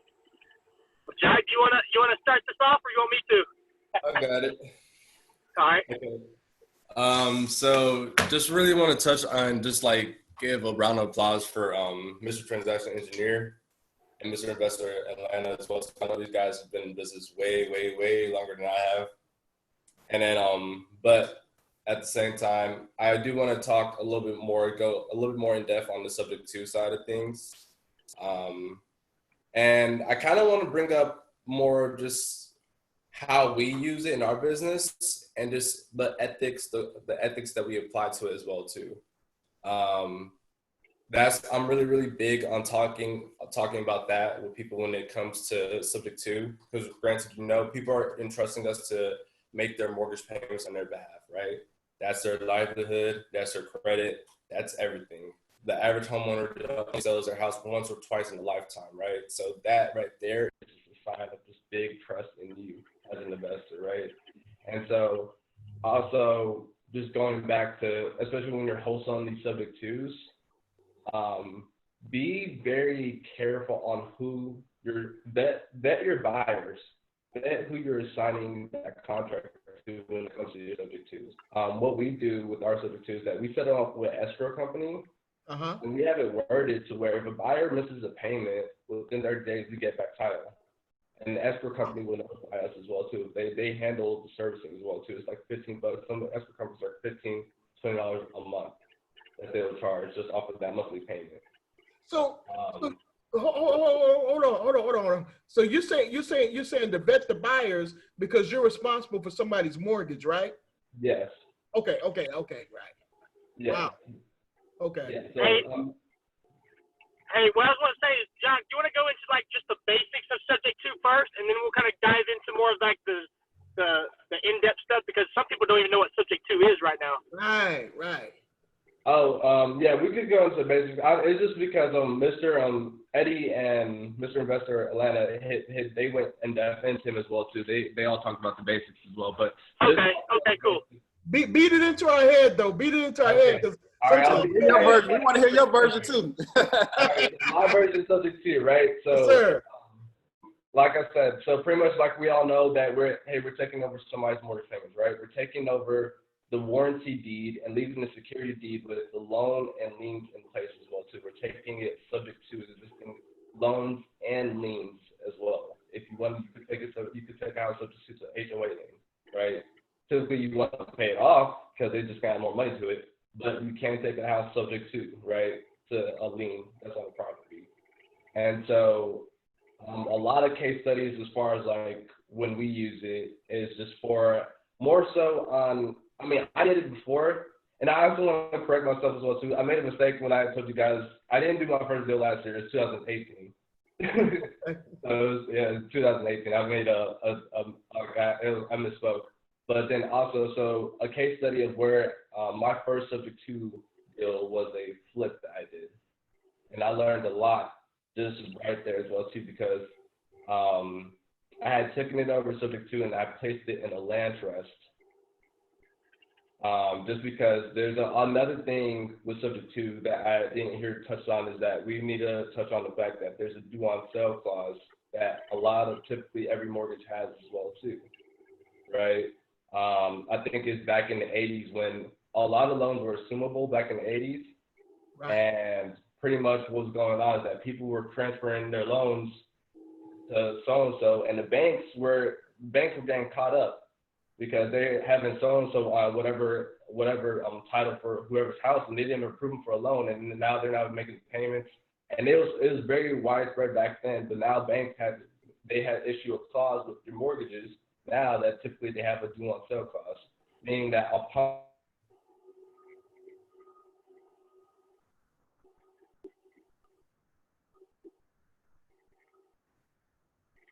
Can we hear him, or is that just me? I can't hear. We can't hear you, Jacques. Yep. We can't hear you. aware of as well too. Thanks. Hey, Jacques, we can't hear you. Oh, you guys can't hear me? Now we Nah. can. We can hear you now. You went out for like 3 minutes. Oh man, you know the Wi-Fi. The Backtrack Wi-Fi, 3 minutes. Backtrack a minute. 2 minutes. 3 minutes. No, it's good. It's good. I'm actually here with Heather. Hi. Hey Heather, how you doing? Hey. Yeah, we're doing sales training today, so we're doing. But let me know when you guys do a seminar about that. I'll I'll go in on that. But so Jesus Christ, I don't know where I left off. So what I was referring You're talking to. about a due on sale clause. Okay, so due on sale clause.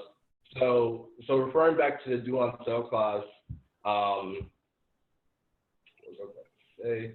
Oh, obviously, so back in the 80s, it was rampant when people were transferring their loans because it was assumable at that time. Now banks have it issued in their notes that, hey, upon the sale of this property or transfer of title, which is constituted as a sale, I need my money paid if I trigger this clause. Right. Right. So we want to make sure it's something I tell homeowners as well too. And typically you want to get it written like the homeowners, they acknowledge that there's a due on sale clause, because what can happen, going back to the ethics as well too, if that is triggered and you do not have the money, that's a foreclosure on their credit report. And if you did not tell that homeowner that that was one of the clauses and they didn't acknowledge it, that's a potential lawsuit right there, where they have the grounds to win in a sense like that, because it's more of an ethics thing as well too. So you want to make sure that you're covering your tail. Sure. So that's just one of the things I just want to touch on as well too. But also the reason why I had brought it up is because going back to the house I did last year when I placed it in the trust, I had placed the property in a land trust, and I had put the homeowners. So how I did it, because I was wary about the due on sale clause. I didn't want it to be triggered because I rehabbed the property and I listed it for sale. But I didn't want it to be triggered. So what I did was I placed the property in a land trust, which is a completely different entity from LLC, and I put the homeowner's name on the trust. So what would happen in a situation like that is that the bank will see that the property was sold, but then they see it's transferred to so-and-so living trust. So apparently the bank's just going to think, okay, well, this person was placing it in the trust to avoid the probate process, because you can do that as well to like asset protection. And so I did that, but then on my trust paperwork, I was labeled as a trustee. So it is right. You can name, yeah. So you can name trust whatever you want to name it. Oh, sorry, go ahead. So that keeps you in the deal per se, right? Like, Yeah. say if something happens, then it keeps you in there. So if you know, like let's just say they die or you know they move on, then it still keeps you somewhat in the process. So Yeah. Correct? Yes, it does. So you make sure that you get a power of attorney written down by the homeowner. We get their bank information, power of attorney. We get their social security number. Okay. So if anything happens, I mean, honestly, if anything happens, and then also in the trust, we're labeled as a trustee and a beneficiary as well too, which is exactly what you said if they pass away. But the trust owns the property at that point. So whoever controls the trust owns the property. It's like the saying, what they say, own nothing but control everything. Right. That's the saying, right? So that's something that I use. So we'll place it in the trust just for that asset protection, just to avoid that due on sale clause. And we make sure that we get those disclosures signed by the homeowners as well too, knowing that, hey, like, listen, here's what's going on in the ground. But how I pitch it to homeowners as well too, because I remember I could tell a funny story about this. It was a homeowner. She had a house out in Camp Creek, 5,000 square foot house, $500,000, $500,000, right? No, I was 19 at the time. I was literally 19 at the time. And because one of my buddies had called me for assistance on it, I went out. We presented a cash offer. She liked me. She was like a former executive marketer for IBM, high level job. But she didn't like the cash offer. So I pitched subject to. So she was going for subject to for a while, right? So what happened was is that she had these two bulldogs of like real estate attorneys. I mean, they were practicing law longer than I've been alive. And so we had a conference call between us, them two, and then me. And so it was an hour long, and I remember the exact conversation. And the thing is, like, it had like, I don't know, it had made me feel good just because of the fact that I educated those attorneys on subject to the point to where we were able to get the deal done. Because one of the things I tell homeowners, because they brought up, hey, there's a due on sale clause, what about that? And I tell them, hey, banks are not in the business of owning real estate. They're in the business of making money, right? And so typically if their money's being paid, then boom, you could go ahead, like typically they're not gonna worry about it. I know other instances where they talk about the insurance. You have to make sure you do the insurance properly as well. So you want to get a policy in your name and then have the homeowner listed as additional benefit as well too on your insurance as well too, because that's another thing right there. You want to make sure you have insurance, because if you do subject to and you don't have insurance, that house burns down, then you you got a big problem. You got a big mess on your hands. So let me ask you this, Jacques. Let me ask you this real quick. So if they're paying the PITI, taxes and insurance, if they're included with the if their escrow is included with their payment, how does that part work?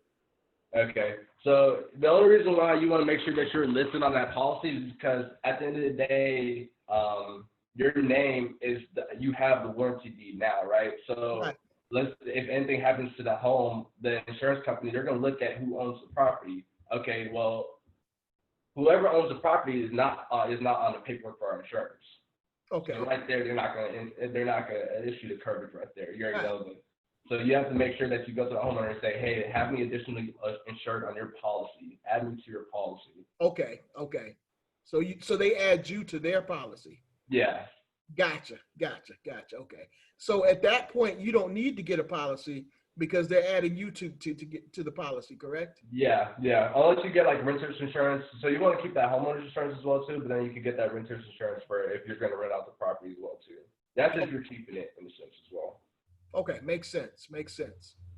Wow, you're really introducing us, and you're really telling us about the legal side of things. Like what really keeps you safe, and this is one thing that I recommend. Like for like a lot of us are just kind of learning this strategy.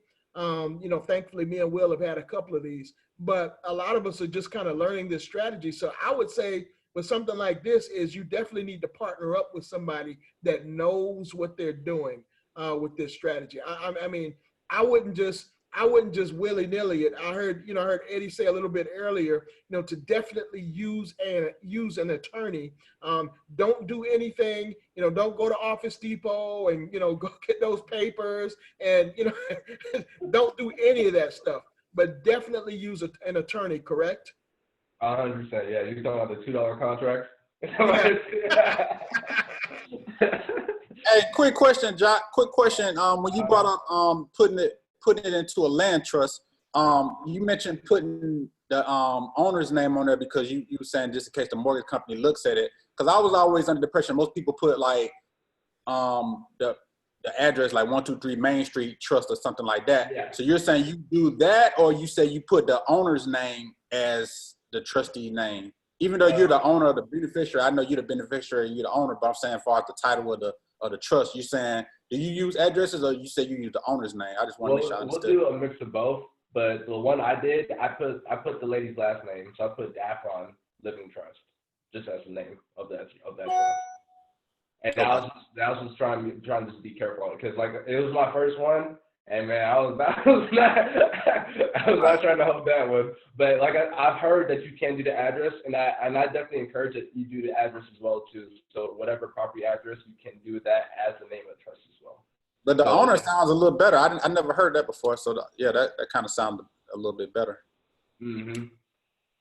And so, let me see. So do we want to go over, well, Justin, you want to go over case studies? Yeah, definitely.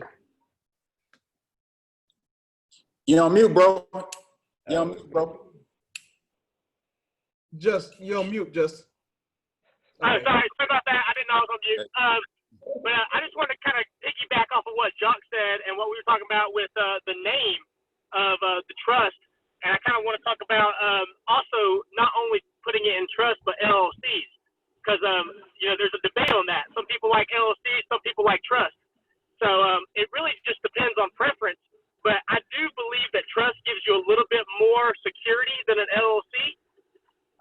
But a lot of people don't know this, but my personal home that I own right now, I bought subject to. The house I currently live in is a subject to house. So what I did on that house was I actually named it after the address. So the address on my property is 18 Castle Court, and I named it 18 Castle LLC as the owner of the property. So I put it under contract, and I immediately set up an LLC, the same address, as the same name as the address. And then when we closed on it, that's what we closed in on is that company owns the property. And then I'm the owner of the property, and I'm 99% owner of the property, and 1% owner is the previous owner. Wow.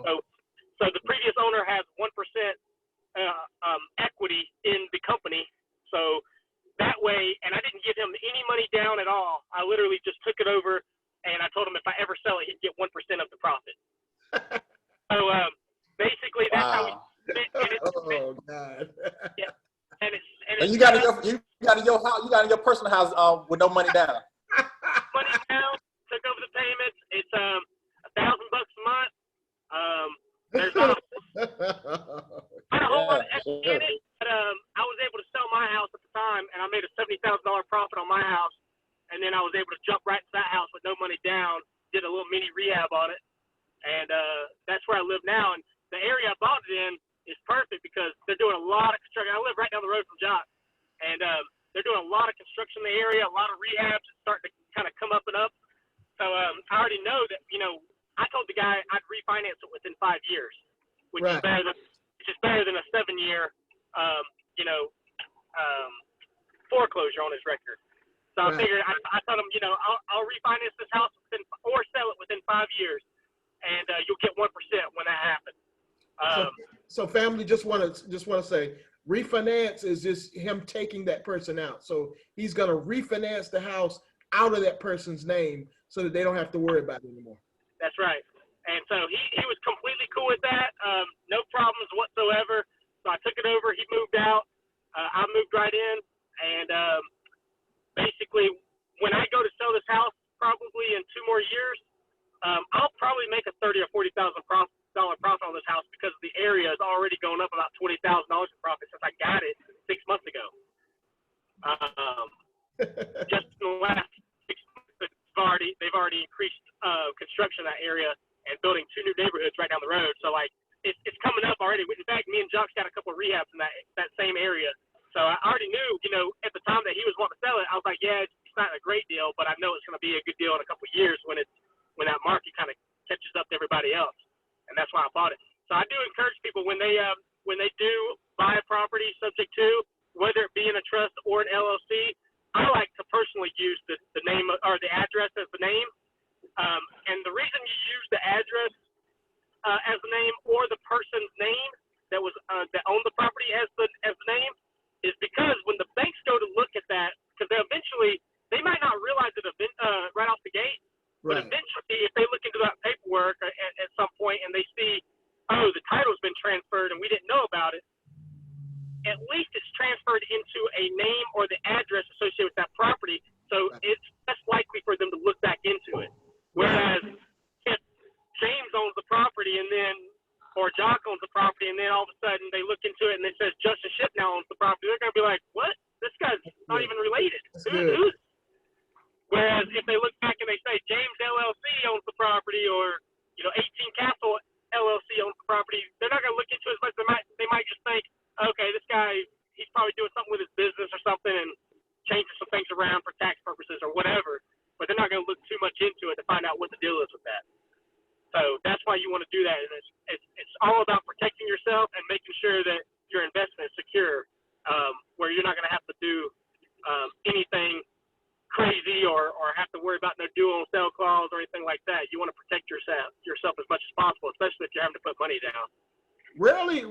they ask about that rarely do they activate that due on sale clause unless the property goes into some kind of, lateness or something like that, correct?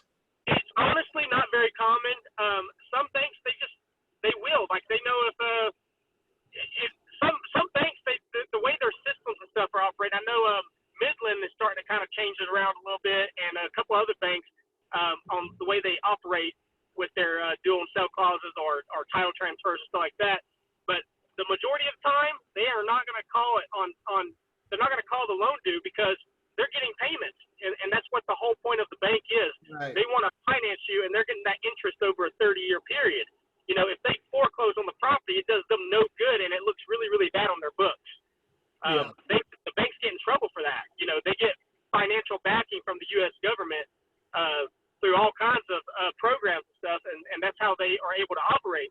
So when these banks foreclose, it does not look good on them. They don't want that. The bank don't want that. The government don't want that. They want as many people paying that payment every month as possible. Now, on a side step to that, I don't know who y'all use for a closing attorney, but we typically use Chalker and Chalker. And so are y'all familiar with Eugene Taylor? Yeah, we know Eugene. Eugene Taylor, he handles our subject twos, but he does not like doing subject twos. He's made that clear to us many times. But as long as you structure it correctly and you know what you're doing and you're very educated and you're doing it correct way, he will do them. And a lot of other attorneys you can convince to do it too, as long as they can see that you are educated and doing it correctly. When I talked to Eugene about the last one I did, we actually had this conversation about the dual and sell clause, and I asked him straight up. I was like, in the, let's say, last 10 years that you've been doing closings, how many subject twos have you done? And he said probably a little over 200. Okay. How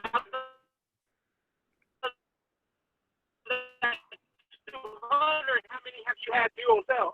Called the loan due or do a due on sale clause? He said about not possible, but I don't worry about it as long as you're making the proper procedures and doing it the correct way. Put in the insurance, you make sure that you count, you make sure that you have all their banking info. You want to make sure if they have security questions, you have the answers to the security questions, security number, date of birth, full name. You want to make sure all the steps are taken to where you can always access the accounts, you can always make your pay your bills on time. Anything comes about, you have the answer to it. And you definitely want to have a power of attorney over the property. And Jacques, am I forgetting anything? I don't know if I'm forgetting anything or not, but I think that's about it. No, I think that was everything. Well, hey, fellas, man, y'all. Hey, we definitely appreciate. We actually had time, but real quick, Tim, do you think it's okay? Like, I know we had time for them, but do you think it's okay if we get on like 5 minutes to go over a case study real quick? Before we go into questions? Absolutely. Let's go over a case study for about 5 minutes, and then we'll go into questions. We'll bring everybody back on and go into questions. So if you guys want to talk about a recent deal or something like that, we'll structure it and kind of go over the numbers. Okay. Yeah, I'll go over one I structured in Pittsburgh back in February. A lady, she lived out of town in Texas. It was a realtor. Well, one of my friends, he's a realtor who brought the lead to me. And he's saying, hey, this lady, she wants to sell. I think she might go for creative finance. So I got on the phone with her, built really, really good rapport. I mean, we did all of this virtually, She lived in Texas. I'm over here. She had tenants in the property. And so if I remember correctly, her mortgage was $229,000 for the first lien, and then she had a second mortgage on there for about $18,000. So she was right about at retail, and she did not want to deal with the property no more. She did not want to deal with the property anymore at all. And so I was like, okay, well then let's talk about this then. So her payments were, her payments were $1,900 a month because taxes in Atlanta were going up, and they were taxing her hard apparently. And she had Section 8 tenants in there; they're paying $1,700 a month. So she was bleeding $200 every month, right? So what we did, I took over the mortgage at the $1,900 mark. I not wholesale this, by the way, as well too. So we took over the mortgage at the $1,900 mark. I think there's an HOA lien on there. We were trying to negotiate with the HOA, but I'm not sure if anybody has ever successfully negotiated the HOA down. Wait, we've done it one, I remember. But other than that, HOAs did not come up with a number for no reason at all. But she paid off the HOA lien at closing, but she got $8,300 down, set a balloon for 5 years to get her out, and then I wholesaled it for 16 down. And pretty much to end buyers, I kind of pitched it to them to where, which kind of sucks now, because I didn't know about it either. But I pitched it to where, because it was in Pittsburgh, and it was a huge, like 2,800 square foot house, biggest house in the area in Pittsburgh, right? I was like, man, this would be perfect for Airbnb. And if you know anything, right now, Airbnbs are not in right now. I didn't see the foresight, and I did not see that happening in February. I did not. But nobody did. Yeah, exactly. Nobody saw that coming. But they bought it on the speculation of that. But I mean, at the end of the day, they got in for $1,600. The market rate is $2,200. The tenant's lease is about to end in about a month from now. So it's only that they're buying at $200. Then from there, they can just go back and just rent it out until they get to that point of where, if things settle down, they could do Airbnb. I did an Airbnb on there. Just an Airbnb on a monthly Airbnb. If you rent it out by bedroom, you could at least hit at a 66% occupancy rate for that area, which is pretty good with the location, how far it was from the city. From downtown. You're making you could get $4 grand a month off Airbnb. Yeah, I hear actually, Jacques, I hear some Airbnbs are coming back. From what I'm understanding is that some people are saying that they're full. So I don't know why. But they're full right now. So it's gonna turn back into a good deal here probably soon. People are still traveling, and it's based on travel. So people done started back flying. You know what I'm saying? So people are traveling. As long as people traveling, they're gonna need somewhere to stay. And it's downtown. That's essentially downtown. So yeah, it's still a good deal. It's still a good deal. Nobody could have predicted what was going to happen, over the last couple of months, but it's still a good deal, bro. So from the profit standpoint, you said the buyer put down $16,000, and you said 8 of that went to the seller. Is that what I heard? Yeah. So you essentially got like $8 grand. Is that what I'm hearing, or a little shy of $8 grand? After the closing cost was about like $7,500. Yeah. And there's basically no equity in that house, none. Yeah, it was no equity. It was basically like no equity. Man, I would have looked at that deal and said, "Oh, on to the next one. There ain't no money there." Absolutely. That's exactly what my friend had said, and he's like, you know what? He's like, I know you know creative finance. Talk to this lady. All it took was a 30-minute conversation because she had other investors talk to her about it before. That she's like, I didn't like them, and I'm like, hey, what did you not like specifically? She told me that they were pitching her 10 years below. Say that again. You said something real key, and this is part of your sales thing. But you asked, what is it that they didn't like? What did she didn't like about the last investor?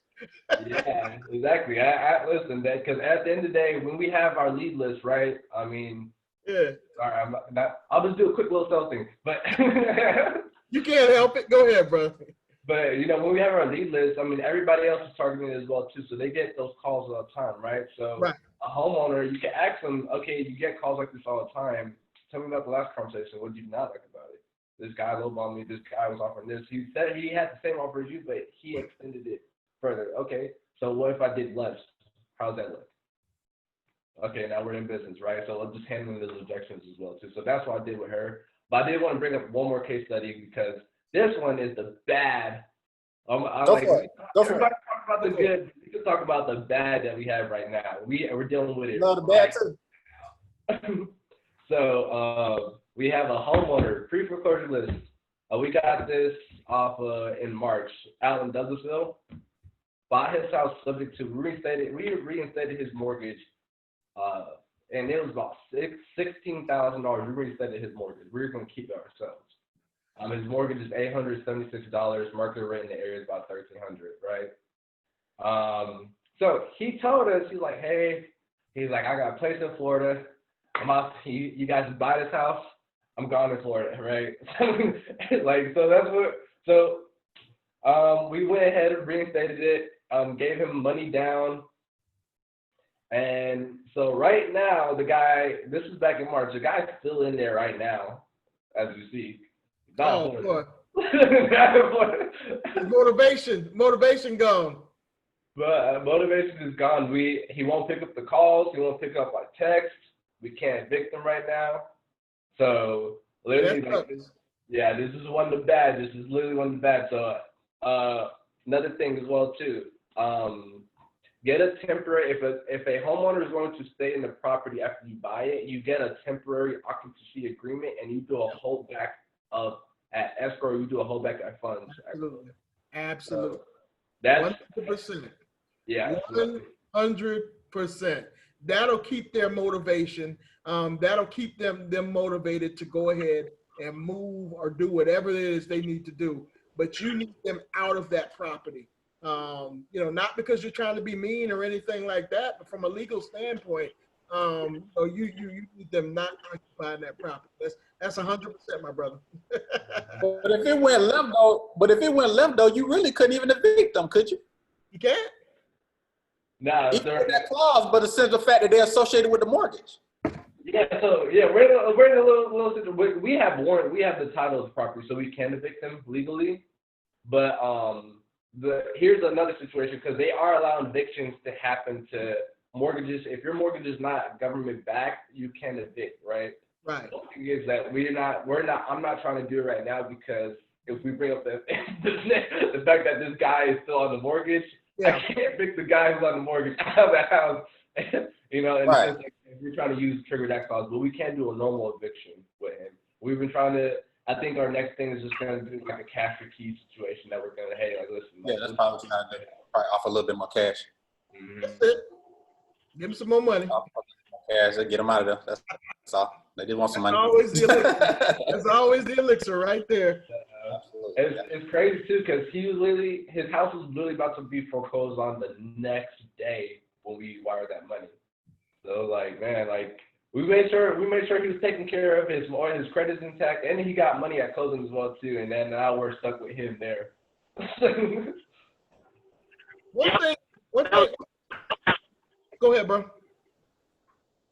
I was just saying that was a bad one, man. We still regretting that one. Well, at least y'all can laugh about it. At least you can laugh about it. That's key. At least you can laugh about it. Where we at, man? That was really good, man. So I guess what we want to do now, man, I think we got probably about an hour left, man, and we probably gonna tackle some questions. Deanna, if you want to jump back on, and Lachette, if you can bring Anthony and Eddie back on. And if you guys got a few more minutes to hang on, I know we got a storm of questions, and questions. You know how long those questions go. They can eat up so much time. So that's why we wanted to designate a little over an hour just for questions. So if you guys on Facebook, appreciate you guys still hanging in there. If you guys on Zoom, thank y'all for being patient. Thank y'all for hanging with us toward the end. I think all the guests have done an amazing job so far. I mean, honestly, I've learned so much just listening. But one thing I do want to say is, the questions is pretty much, to me, is just as much as we're learning is just listening to, everything that they've talked about. I think the questions is going to be just as important. Real quick, before we jump into the questions, you want to jump into about the call Monday and everything, Tim? You just had to get me while I was doing a video of the Zoom. My bad. No, it's all good. But listen, guys, we definitely want you guys. Did you have something to say? Say what now? No, go ahead, bro. Go ahead. No, I was just going to say, hey, guys, listen, we want you guys to jump on the Zoom on Monday, on our Money Making Motivational Mindset Monday Zoom. It's going to be action-packed. We're going to be, the main thing that we talk about on Mondays is we talk about mindset. And you can catch each one of our guests. They have their own Zooms that they have done with us. You can check us out on the REI Wholesalers R Us page. on YouTube, on our YouTube page.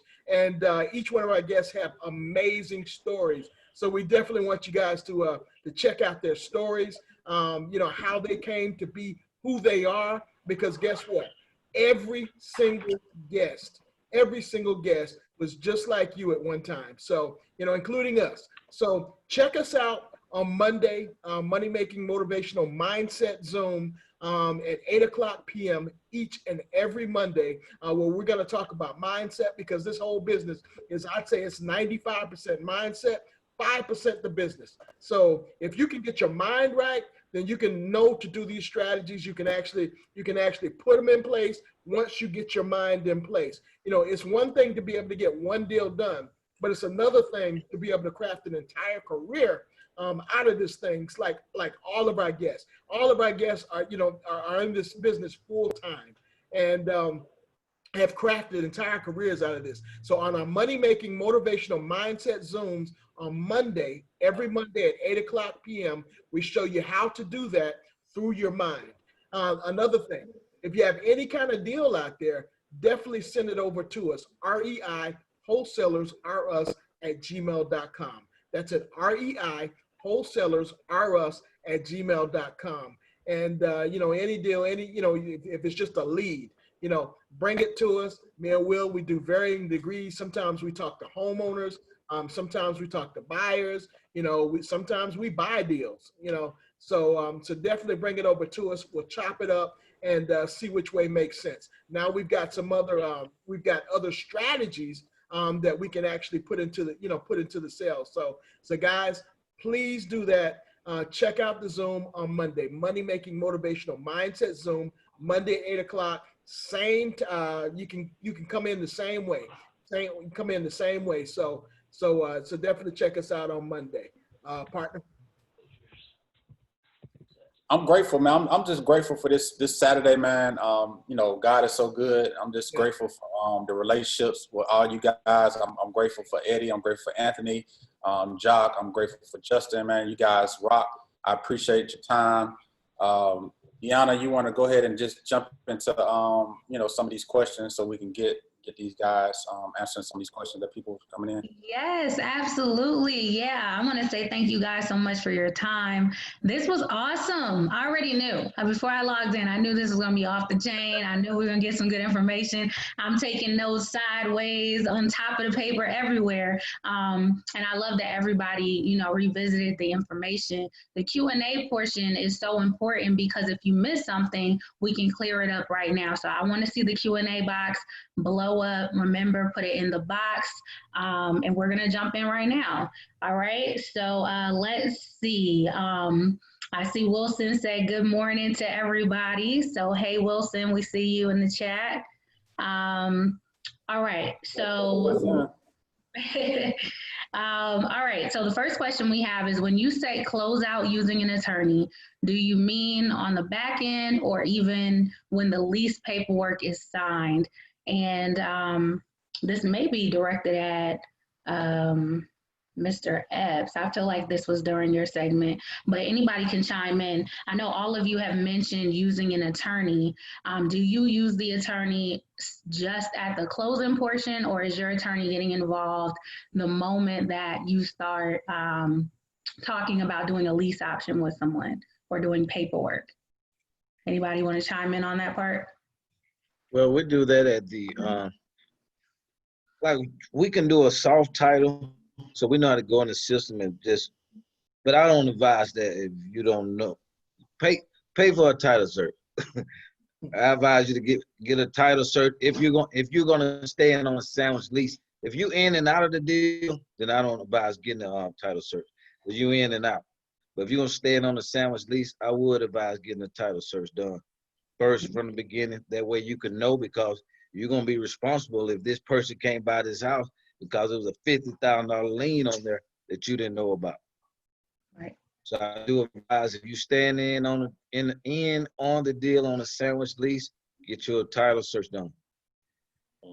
And then have the attorney close the back end with the lease option tenant buyer. So they would do your title search. Title search about $150, $200. and then to close the transaction out with your tenant buyer shouldn't be no more than about 200. Some attorneys may charge 3. It's just they charge for their hour, but we only pay 200. And somebody on Facebook, Dara Absolute. What's up, Dara? How you doing, sis? She just wanted to know like what other attorneys are out there. I know we talked about Eugene at Chalker and Chalker. Eugene's a good dude. We definitely do business with Eugene, but who else are some guys that are out there? Well, we use Harlan and Florence on our substitute deals, but I recently, now they don't like to do it in a trust, so with the ones that we did with them, the ones I've done just basically been LLC, but I know we're going to start using the trust more often moving forward. But I have reached out to a few other attorney offices that, will close, creative deals, who did I speak to?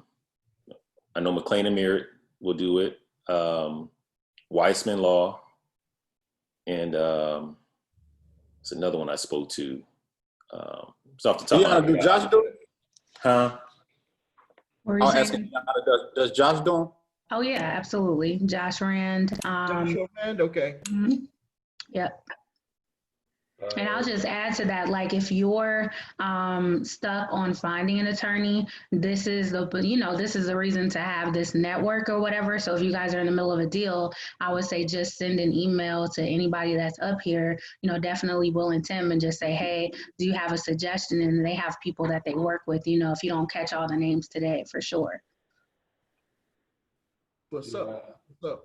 And the other thing about that is just like kind of know what you're doing, because I did hear from the guys that the reason that some attorneys don't like doing these is because it depends on your level, the level of what you're doing. So you may want to definitely get a partner, like you may want to get a partner that has done some of these deals already, and let that partner kind of vet you to the attorney, because the attorney is concerned on making sure that everything flows, and then even after the sale, that everything flows from a standpoint of making payments and things of that nature. So the first couple of times, you definitely, I believe, with these strategies, you definitely want to get a partner and let that partner kind of speak for you and kind of vet you and make sure that they cover you. So I would recommend that. But what about you guys? No, I recommend the same thing as well too. Exactly what you're talking about with the attorneys. There's good attorneys who will help kind of walk you through it, but they want to understand that you have it's like you're one for one an ethical person, and that you have an understanding of it as well. Another attorney like Nancy Wasding, she'll do it in a trust. Pascal, what's her? She's in Atlanta. I know I had spoke with her briefly about a while ago, but she said she'll do it instead of she could set up in the trust subject twos. And one more was just where I'm tipping my tongue. Can't remember. Oh, Steven will do. Stevens and Oliver. Okay, gotcha. Yeah, they'll do creative finance as well too. So those are good. Those are some other good resources as well to structure those deals for you. I think, and these are attorneys that generally, guys, that we kind of use for a lot of our wholesale deals. So some of you that are already, kind of, moderate in the business, you just flip the question. And if you've been doing business, then 9 times out of 10 they'll be able to definitely help you out. And like I said, for the newer people, I think I did one with Michael and Gray before. Michael and Gray. I used them before in the past. Yeah, I think I did one with them. But I think if anything you need to do is, like, if you got an attorney, if you're a real estate investor, and you're surprised the attorney you're using probably does it. I think it's just more of you just kind of pitching it to them and just kind of asking them about it. But a lot of attorneys do it just like some do assignments, some do double closings. It's just a matter of a conversation, So, but yeah, those are plenty of attorneys that are reputable that's doing it right now. So you can reach out to any one of those. Yeah. Absolutely. All yeah, right. I just want to touch back to the attorneys as well too. Just because I remember when I first was getting into the subject twos, the closing attorney I was using at the time, I'm not gonna bring up the name, but Straight up told me, no, hell no. Like, you can't, he literally was like, you can't do that. He was like, I'm not doing that. You can't do that. This can't be done. I don't know what you're talking about. So, and then I was like, really? So I was kind of discouraged. I was like, I guess we can't. I was like, I'm guessing people are just making stuff up. But no, you gotta go find the right attorney, like you can have these conversations with as well too. And those are the people who get our business, because at the end of the day, we do a lot of volume, and so I think Right. Yeah, like, listen, we our attorneys eat with us as well too. So I mean, that guy lost out, and so it is what it is. Mm-hmm. That's good. That's good. So I think everybody's got a ton of resources as far as law firms here and attorneys here that you can work with. If you didn't catch all the names, I would say just send an email if you're at that stage, but don't get stuck. There's a ton of investor-friendly attorneys. Also, you know, this comes into play. I know people are going to ask the contract question. You know, it's worth just building this relationship to make sure that your contracts and your things are tight. You know, so even if you get a contract from a mentor or any type of paperwork from mentors, you know, you always want to have an attorney on your team that can look over this stuff, because none of these guys are giving you legal advice. They're telling you real estate strategy. So, you know, building that relationship is going to protect you in the long term. Okay. All right. So next question. Y'all ready for the next question? Okay, so let's see. How does the non-refundable funds affect the purchase cost? Oh, wait. Good question. That's a good one. At the purchase cost. It just comes off the purchase price that we already inflate by 10%. We always inflate ours 10% on the back end. If the market value 200,000, ours is 220. Gotcha. Mm-hmm. Oh yeah, you getting the easy way in. You got to pay for it. That's true. Good. We don't care how your credit look. If it's our property that we own subject to, we don't care. But if we in as a sandwich lease where the homeowner need to get cashed out, yeah, we'll make sure your credit is at least close to getting qualified, or we can get you qualified within 2 years. If it was our subject to, say that again. I didn't mean to interrupt you, but while you was on that topic, that was another thing I wanted to ask you. Do you help your tenant buyers get qualified after that little, I guess, 2-3 year period while they're in the property? Do you help them get qualified to refi the owner out of it? We give them all the information. You know, it's totally up to them. You know, most people, only about 10 to 15% really cashes you out. If we really got a lot of equity and we want to get cashed out, then, you know, we get on them. But if not, we just let them. We just keep getting non-refundable down payments. Just keep, because I don't like to host. You just want I like to keep mine. Yeah, I like to keep mine. I'm stingy with my subject too. I like the cash flow. And plus we get big down payments. Like stand the deal and keep getting money. Right. And plus we get big down payments in a good area, you still get 20, 30,000. You're in a nice area, so I just like to keep them. That's good. That makes sense.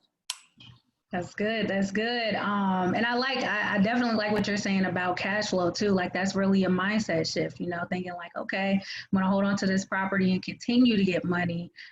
So every time you say that, you know, my eyes brighten up. I'm like, that's what I'm talking about. It's really a shift for us.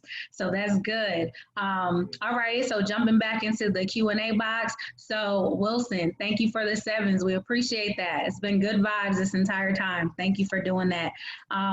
Someone says, can you put the Wholesalers RS email in the chat? And then if you guys want to repeat the email. I said it already there. I saw it, but we can put it back in there. We'll put it back, but I think I seen it earlier, but we'll put it back. Okay.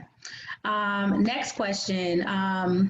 So this is directed at Ed. So Ed's closing attorney, he uses to close the buyer side of the sandwich or wholesale lease option. And this is a question. So they're asking, are you using your same closing attorney?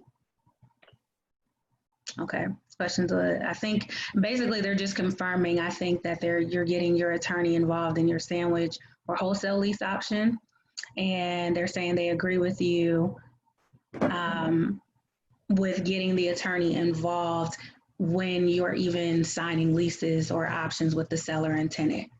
And then they were just asking for attorney suggestions. So I think we thoroughly covered that one.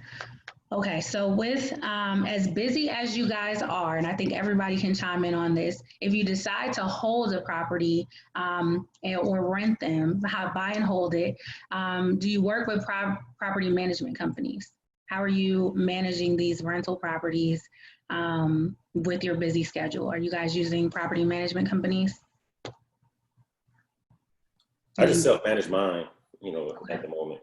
It's not like I have that many to where, it makes a difference. So I just do it by myself. Okay. What about you, Ed? Are you doing it on your own? Well, our team manages, we keep it in-house. Because really we doing mostly lease purchases, so we rarely have problems. They're responsible for everything. So you don't call me unless you missing a payment. Yeah. So wait, so can we revisit, put a pin there for 1 second though, because I've heard you teach on that before about the difference in mindset of someone who is looking at this, they're looking to have the option to purchase this property, right? Their mindset is different from a regular tenant. Can you elaborate on that a little bit and how they're not calling you unless they can't pay? Yeah, well, they clearly know, like from the beginning, that they're responsible for all repairs. Just like when you bought your house, everybody, if you ever bought a house the traditional way, when you leave that closing table, that seller's not gonna fix anything. It's all on you. Yeah. So, it's the same thing. We tell them that at the closing, you totally, before closing, you're responsible for everything. But we give them 30 days. But like I was telling people before, we're gonna cut that back to about 14. I got a lot of friends. Hey, as soon as you sign on the dotted line, it's as is. So, but hey, to each his own. Yeah. I just like to give people a little time to see what's going on in the house, especially if it's something we just took over. We really don't know, what's going on with the house. We just took it over subject to like a couple of weeks ago. So we give them a little time. But, you don't have to. And it's just a different mindset because they don't tear up your, knock on wood, they don't tear up your property most of the time. And most of the time we get them back in better shape, better condition. They usually have painted their house. Like I got a tenant that's, finished the basement. I hope she buy, but she finished the basement off. So they usually make, enhancement to the properties. So really with these transactions, it's self-managing pretty much by the tenant. Yep. It's like they own. Wow. So they basically almost own. They do what they're supposed to do, but most of them don't buy. But like I say, if you really want to get the equity out of them, then, we'll put pressure on them to buy. Or when they lease up, we'll sell them if we want to cash out. Good. And I want to ask Justin and Jacques, so what do you guys think? Are you guys managing your own properties that you are holding, or are you doing it yourself, or are you at the point of a property management company? So kind of a mixture. Okay. So I personally own 4 rentals that I self-manage, but I'm actually getting ready to sell them because they are a huge pain in the ass, and I do not like doing it. Well, sell them to me, Justin. Go at least purchase with them. They're in Macon, Georgia. They're kind of not the nicest houses. Oh man. Okay. They're making. I don't know about that one. I'm getting ready to sell those, and then as far as our own ones, for the company, the ones we owned in Chaotic Real Estate Solutions, those ones we have a management company that will be handling those. As of right now, we only have 2, so we're not really at the level where we need it. But as we grow, we're definitely going to be implementing a management company. That's good. Okay. And what about you guys? Will and Tim, do you guys use property management companies, or do you manage your properties on your own? Self-management. Okay. Me personally, I've been doing, I got several of them, and I'm managing them myself, and that's pretty much because I do all mine Section 8. So with that being said, most of the time, to me personally, a property manager's only job is to get you your money.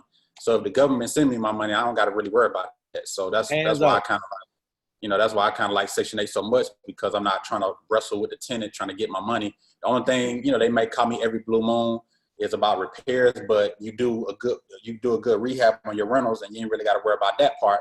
So for the most part, I'm just, you know, I'm not having to really deal with them. I'm getting money instantly, so from the government. So that's why I kind of like that Section 8 thing, because it takes me away from having to, because in the past when I managed them, when I was dealing directly with just homeowners, you know, every blue moon you have to do an eviction and you have to deal with trying to get your money, especially with this COVID going on. People don't want to pay their rent. So I'm not dealing with that. So that's the only reason why I've been kind of managing them. But as I keep scaling up to more, I don't know if I may end up giving it to somebody just to kind of somewhat manage it. But for now, I've just been kind of doing it myself. Okay. Cool. Yeah, that was an interesting question. It was good to hear, like, because folks may assume they have to, as soon as they get a rental, they got to go sign up and get a property management company. So that was good to hear from you guys. All right, let's roll into the next one. The Q&A box is jumping, so keep them coming, you guys. I guess we'll have to speed up a tiny bit, but all right. So how did you structure an amount to give to the owners for the subject to? Or did you just catch up the mortgage? So how do you decide how much you're going to give them to walk away, or are you just, you know, getting them caught up? Anybody can chime in on that one. Mr. Epps, I look at a couple of different things. Is equity in the house. It's their monthly mortgage payment compared to what the property will rent for. Repairs, because that's another factor you got to consider as well too, is how much repairs you got to put into it just to even make it a decent rental. And I would say majority of the ones I've done, I don't give them any money, because I'm helping them out of a situation that is helping them get to where they're getting to, because we're getting it. For one, if we're having to bring money to the table to just reinstate the mortgage, then that's money that could have potentially went to them, but if we got to put that towards the mortgage, then they understand that. And then also too, a lot of them realize that, well, they wouldn't get any money if they put it on the market and sold it retail. So sometimes you got to factor that in too. And I will even say this, you can actually structure to where the seller may contribute money to you at the closing. You know, that's another mindset thing, you know, as you're talking, you know, as you get more in depth with it, because you're taking on somebody's headache that they don't want to take on. So they may have $4 or $5 grand to say, I'll contribute this at the closing, because maybe they'll pay an additional 2 months or 3 months of mortgage payments after you already closed. You know, so those are things that you just kind of look at, you know, as I look at it at a particular subject to, you know, determining if a cash contribution is required. Yeah, that's good. Sellers will bring money to the table. Like, we got one we're working on, getting ready to close soon in Forest Park. I think that seller bringing like almost $17,000 to the table. You know what I'm saying? So it's not a substitute, but I'm just saying they bringing money to the table. Yeah, so and sometimes they have those sellers. They'll buy their way out of a situation. That's right. That's right. Yeah, that's good. That's good. Anybody else want to chime in on that? What was it pertaining to equity? How do we determine how much equity we give the seller? Yeah. How much cash we give them? It's very low. Now, if they have like 60 grand, I always want to get in low. So we just say, for example, seller got 40 grand in equity, but realistically, there's not really 40 grand. So on that 40, we may give them 10 on that 40, right? We give you 2,000 now, and 8 on the back end when the house sell, or we give you just 5,000 now. That's it. So we give you a little bigger sum up front, or we're gonna give you and nothing on the back end, or we're gonna give you a little down on the front end and more on the back end. Mm-hmm. But we at least try to give some kind of equity, but we're not giving you the whole 10 grand up front. And if we're not gonna give you got 40 grand of equity. Some sellers say, I got 40 grand of equity, I want 40 grand in my pocket. No, this is not a non-profit organization on purpose. Well, this is for profit. So that's how we gauge it like that. Out of like 40 grand, we may give you 10, about 10 grand out of that, but not the whole 10 grand. We're gonna break it up.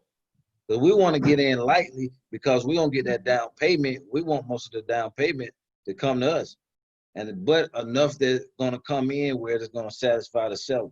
Mm-hmm. And if you got to make us back payments, then you know the margin is gonna go get a little lower too to the seller.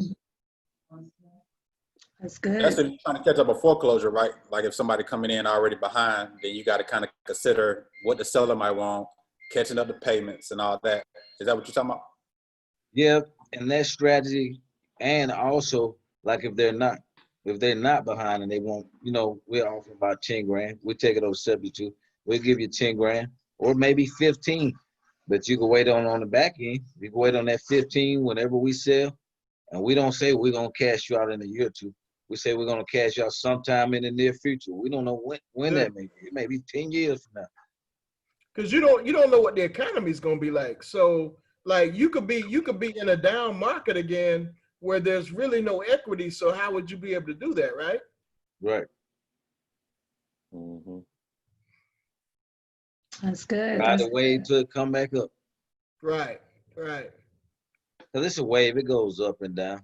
Yeah, yeah. That's good.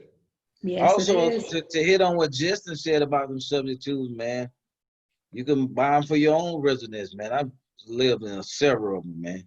Several of them, fixed them up, sold them, moved to another one where I get a nice amount of equity, man.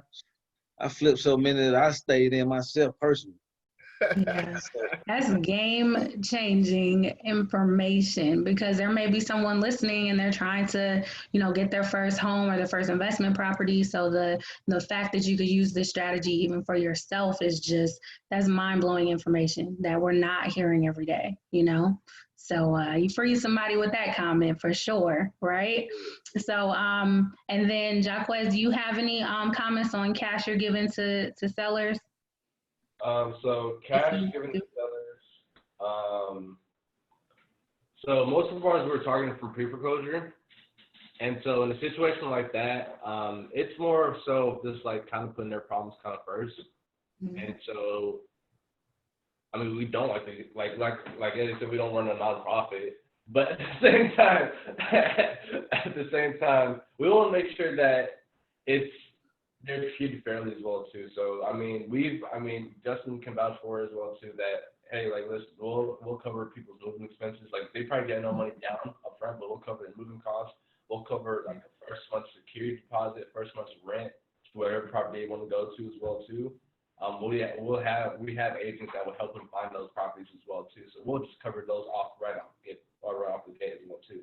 And so that's more of a sentence. So when we do that, we also reduce the money that is given to the seller, because at the end of the day, it would be money that they wouldn't get anyways. We just repurpose it to where we just kind of handle those services for them.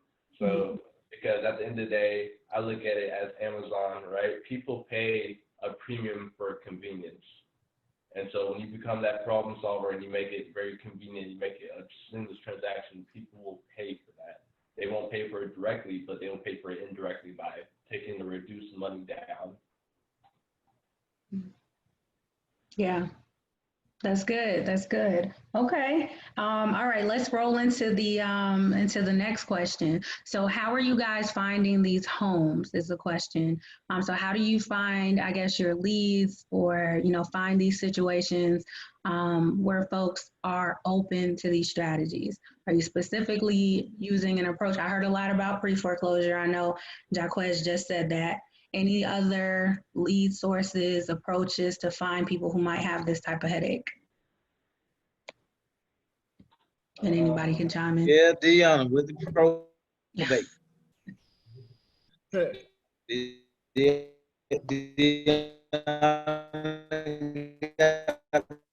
Probate. Okay, so cool. So probate. You're breaking up a little bit, Ed. Yeah, I think you're frozen. But okay, but we got probate out. That's cool. So we said pre-foreclosure. Honestly, a lot of mine were coming from PPC leads. Okay. Can you explain what PPC leads are for? Pay-per-click, yeah, basically it's Google AdWords, you know, so okay. people going online, type in, because you have a strong motivation of seller when they go online to type in, you know, fast cash for my house or sell my house fast. those are the more motivated, truly more motivated leads coming in. So that's how we really wrapped up a lot of our subject to deals. Some of our Facebook marketing leads too, where we engage in a conversation with, just here recently, we've had a few that were interested in it. We're just trying to get them over the hump, you know, to really convert them. But as far as but they can come from, you know, the expired listings. They can come from, you know, like I said, absentee homeowners, you know, pre-foreclosure, probates, yeah. Good. Anybody else have anything they're using? Welcome back, Ed. So okay, we were talking, I think everybody pretty much chimed in, but we were talking about, you know, how do we find individuals who may have this type of headache and may be open to a creative financing strategy. So we've said pre-foreclosure, probates, pay-per-click, Google AdWords, just social media marketing. I think we just touched on that. Is there anything else that we feel like might be good? Yeah, I believe we use expired listings for a little bit as well too. Expired listings. Okay. Yeah, expired listings. You know, those people want to sell and they didn't get their asking price. So whenever you're that person who can kind of get them through that their asking price in a creative way, because like you were saying that there's people who need to move in like to Texas or anything like that.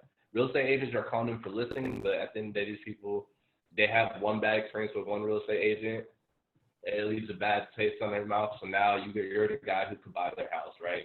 So they already try to sell it, and apparently they haven't sold it yet, but you know they want to sell though. That's good. That's good. So just to clarify for the folks that are listening, so there isn't a subject to like lead list, right? And there isn't a lease option list. You got to just market and find individuals and listen to see what strategy is going to work for them. Is that pretty much what you guys are doing? You're just investigating, discovering what's going to work? Yeah. Okay. Y'all said that in unison, so that must really be the truth. All right. That's cool. So basically what we're trying to do, Deanna, is like tell people like you still gonna do, like if you're doing traditional wholesaling, you still gonna do everything still the same, whether you're doing direct mail, SMS texting, drive for dollars, cold calling, you know, whatever you do, PPC, all that still stay the same. What we're trying to grow to do is analyze these deals differently and not just put them in one box of just wholesaling and say, hey, you know, if they don't take that low cash offer, then what other options do I have that I can present? So that's pretty much, you know, what this kind of is about, just being able to understand and presenting different options, you know, and the more options you have, the better way you can help the seller, you know. And then with that, and I like what, you know, like what Jacques was saying, even to piggyback on that, what Jacques was saying the other night, you know, it's really about finding out why they need to sell, and if you can get to that, Jacques, can you kind of go into that a little bit, Jacques? Yeah, I can because Heather can vouch for it too. The amount of times, like, so sales guys will come in the room and let's say this is the one thing. They're like, hey, I got this guy who wants so much for their house. The first question I always ask them, why do you want to sell? That's the first question. If they say, I don't know, I'll go back and talk to them again. I was like, you didn't like, don't bring nothing to me. Go back and talk to them again, right? That's good. At the end of the day, I tell them, like, you want to talk to motivated people, right? And it's all about getting to that person's problem. And because once you understand what their problem is as well too, now you can pitch an offer that solves their problem. And your offer is more likely going to be accepted because of the fact that from a logical standpoint and emotional standpoint, okay, cool, this person cares about me, and two, their offer makes sense for what I need as well too, right? So it's just you have to figure out why these people want to sell as well too. Like, and I tell them all the time, like, that's my first question: why do you want to sell? Why do you want to sell? Why do you want to sell? Or either way, some people you have to structure in different ways as well too. But deep dive into that motivation, really just have that conversation about that motivation as well too. And you use it in your negotiations as well. Hey, listen, you told me that you had this problem. Here, I have this solution. And so, I mean, at the end of the day, this is a solution. This is kind of a solution to your problem, what you were telling me. And, you know, if you want to make it happen, we can. So bringing it back around to why, and bringing it back around to what Will was saying. Will was saying that we're doing everything the same, but we're really digging into the why. Because the reason we're really digging into the why is because that other question has to come up. Is, you know, is this going to be a solution for you, or can this be a solution for you? You know, like trying to find out, like Eddie was saying a little bit earlier, you know, some people just got to move, you know what I'm saying? They got to move quickly. And if they got to move quickly, then that's a good reason as to why they can do this. If there's no equity in the property, is they just want to move and they got to move. So that's why like we are really have to dig into why a person is selling, not just because they want to sell, but what is the reason behind them wanting to sell? Oh, they just want to, you know, they just want to cash out on their equity. Well, why do they want to cash out on their equity? You know, why? You know what I'm saying? Like, yeah. What's the reason behind that? So we got to dig into that. You gonna say something, transaction? No, I said, yeah, that right there gonna let you know how fast you're gonna be able to close on that deal. Right. That why, that motivation.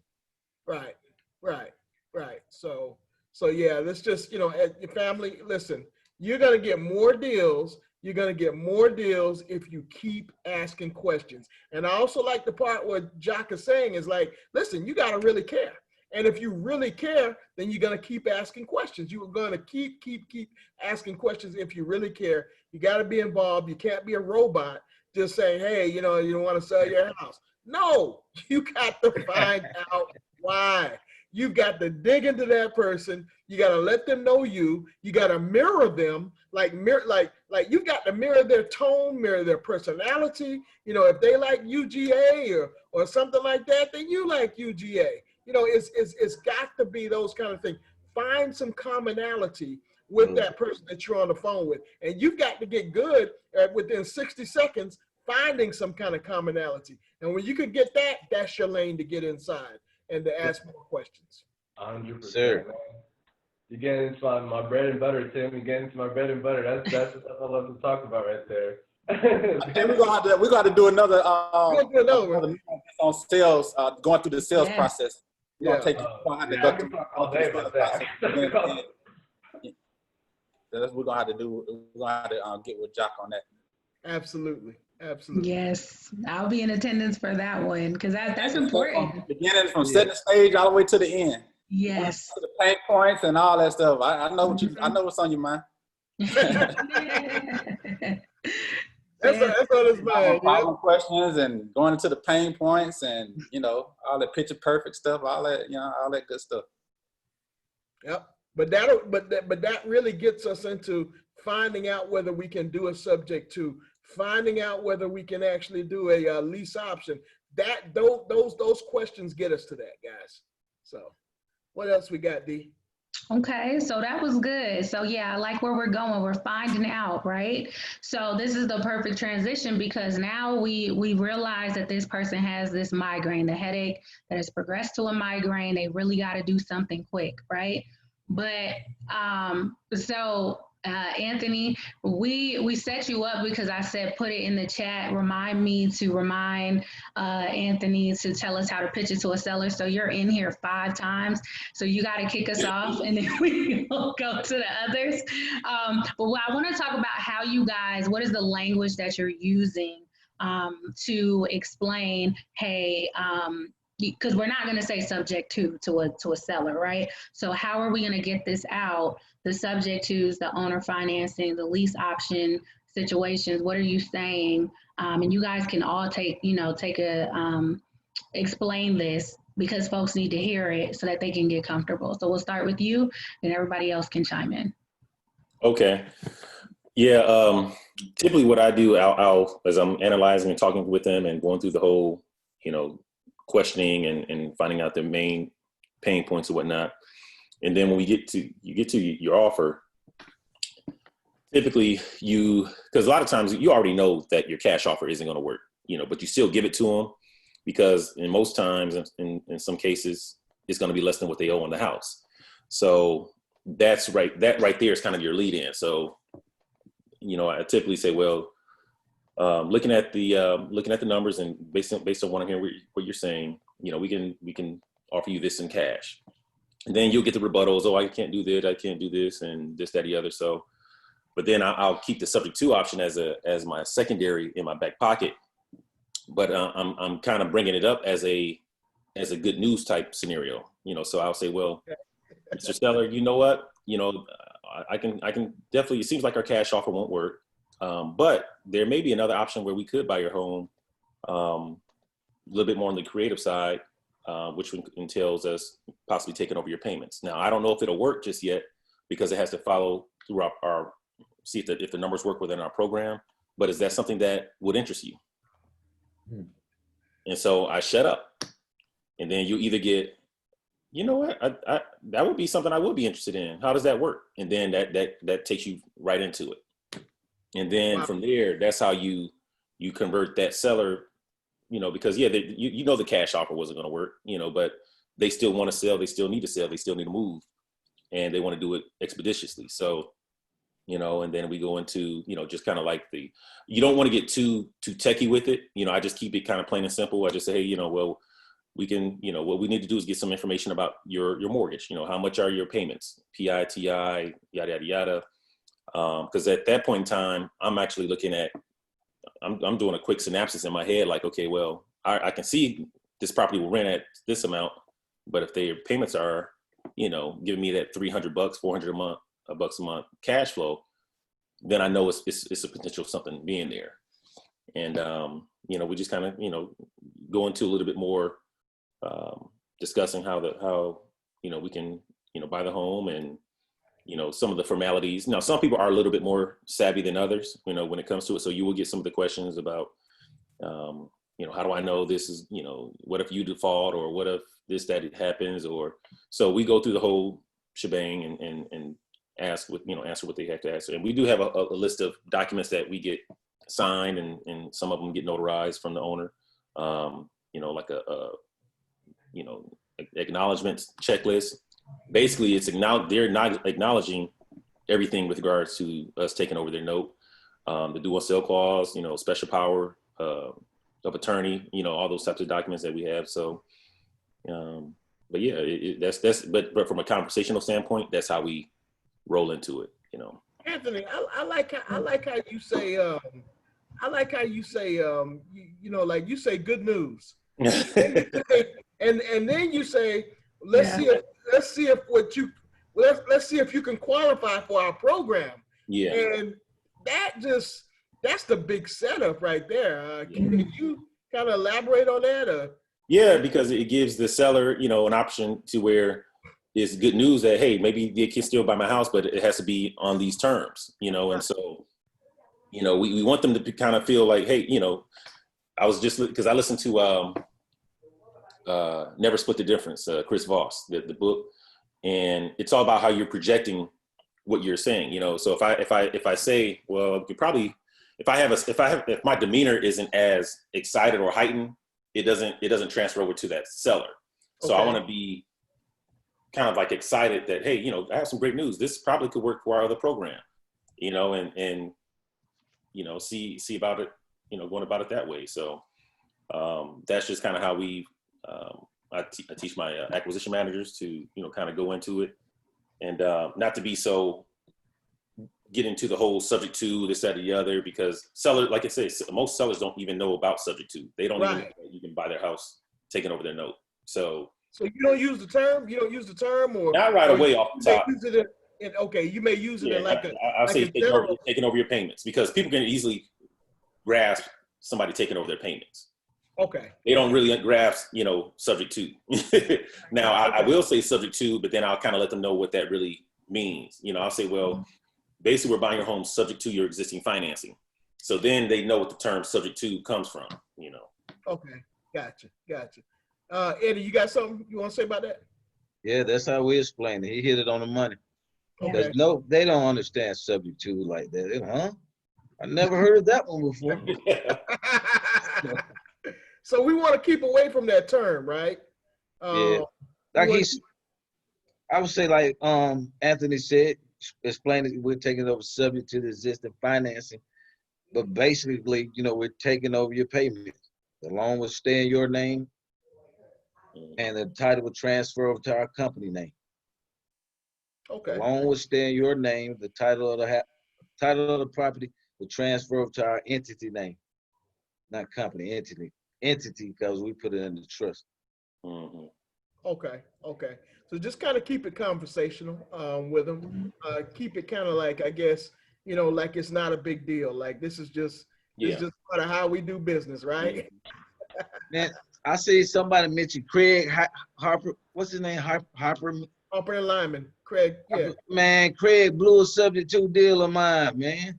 Oh, Don't shit. use him, y'all. I'm telling you. Oh yeah. And they got the doggone seller was dead.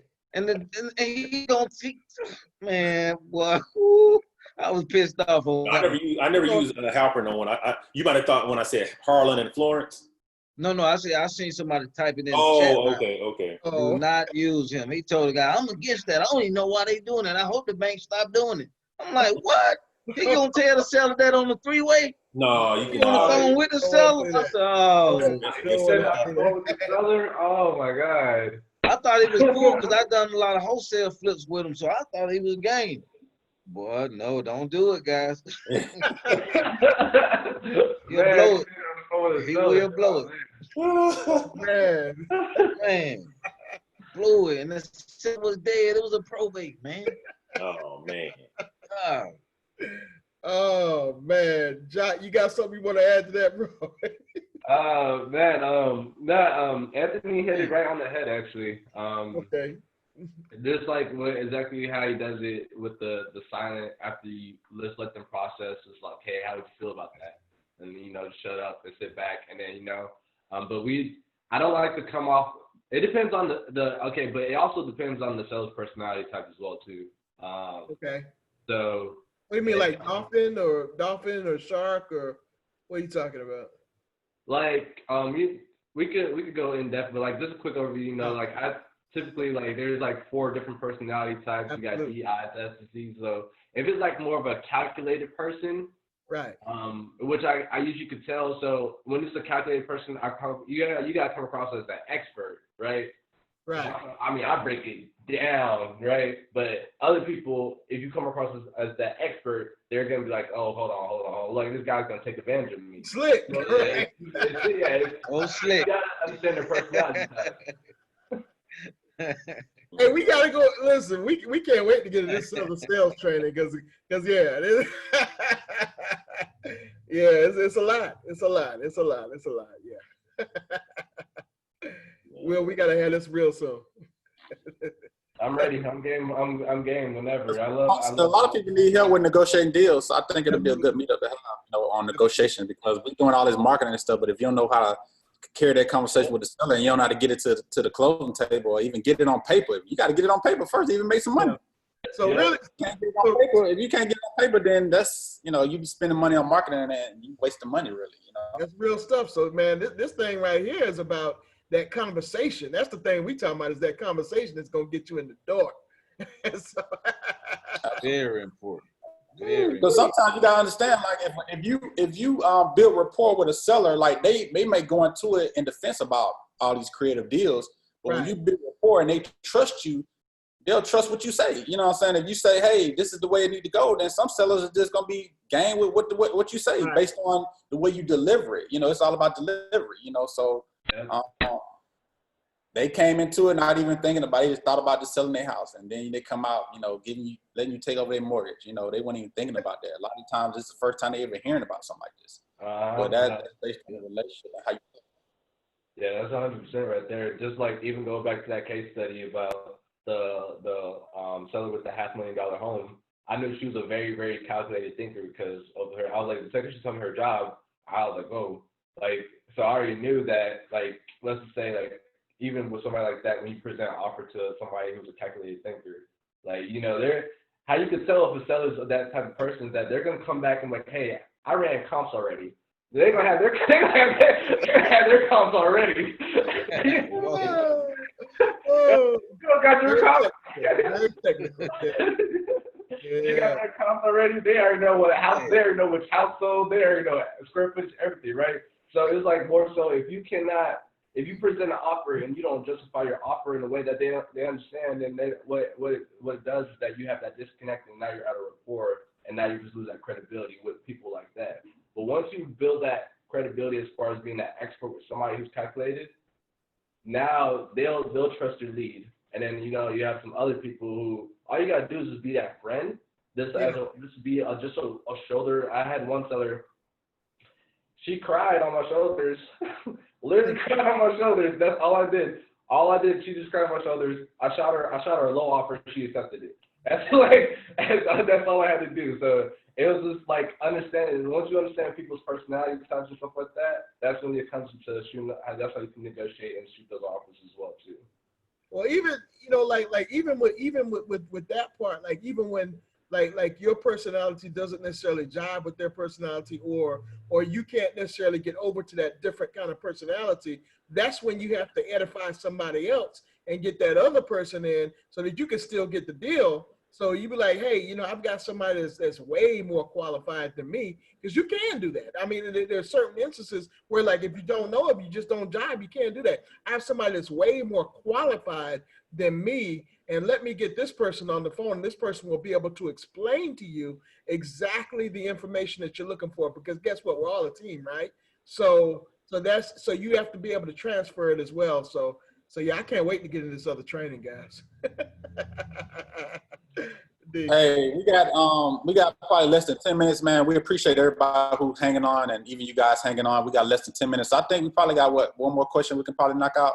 That way we can. You think we got one more question in, Deanna? Maybe two. Yes, because some of them we've pretty much covered already. I was just going through. So like generally speaking, we're gonna conclude with how you can work with all of these individuals. So we'll move forward on that one. As far as legal documents and things that you guys use, I think that if you reach out to your real estate attorneys, you can start getting familiar with these documents.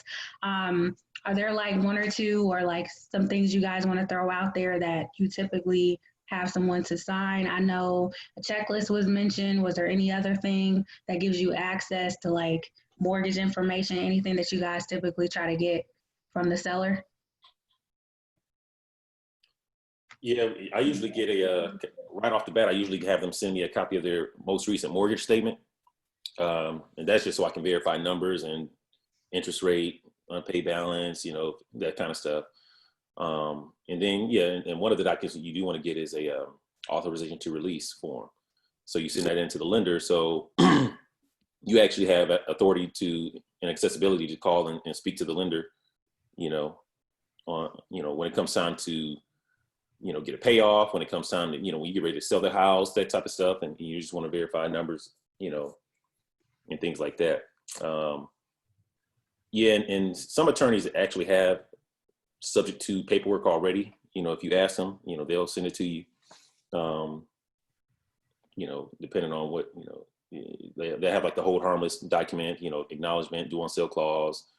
So you can just call one of them up and get the paperwork that way too. Yeah, I highly recommend. I mean, typically I think attorney charges about like $200 to $300 to write up these contracts and stuff like that. May seem expensive on the front, but at the end of the day, on the back, if you get hit with a lawsuit, that $300 that's nothing. Oh, it's worth it. Yeah. And they've done it so many times. Like that's why I said they have these documents already in place. So a lot of them will just send them to you without even charging you for them. Yeah, absolutely. I totally agree with that. Mm-hmm. And make sure that, because I know, so we're here in Georgia, right? So we all have things that are enforceable under Georgia law. Contracts are really state specific. So you want to make sure if you're listening and you're in another state, that your contract is enforceable in your state, okay? That's really important because, you can Google and try to find stuff. YouTube, wherever, but just be really careful with that because what may be okay in another state may not be okay in your state. So you just, call up an attorney, see if they'll take a look at some stuff for you, or if you do get a contract from someone else, one of your mentors, just have your own one-on-one conversation with that attorney to make sure that what you have is enforceable. You don't want to be in the middle of your deal or have an issue after the deal and realize one sentence, because I've seen cases be won over one sentence. Okay. Wow. So you may think, oh, I'm gonna go around it. And I cannot caution you guys enough that every single sentence in a contract matters. So that little half an hour that you take with an attorney, or just knowing that attorney has already done that for you, is priceless. Okay. So the final thing that I think we can conclude with, everybody can chime in. A lot of people have asked if they need help and they want to work with you guys, how they can keep in touch with you, if you have anything to keep up with what you got going on. Anybody can jump in. Yeah, just reach out to me on Instagram, Facebook. I mean, I'm pretty accessible, so. Yeah, I'll do this. I don't do this normally. This is not my personal cell phone number, but this is a number that's linked that's like a business number for me. You can just reach out to me at this number, 678-757-4150. But yeah, if you want to shoot me a text at that number, introduce yourself, and then if you have a seller, let's just say it's kind of difficult. Hopefully that phrase. Can you guys still hear me? Mm-hmm. Yep. You can hear. But yeah, if you have a seller who's kind of being difficult, or you just have trouble connecting with them or anything like that nature, or just like, you want to structure a deal or anything like that, listen, people have brought leads to us and we still pay them, even though we got it locked up, sold to the closing table, and we still pay them about 25% of the deal as well too. So yeah, if you guys want to just reach out to us, you can reach out to me at that number as well.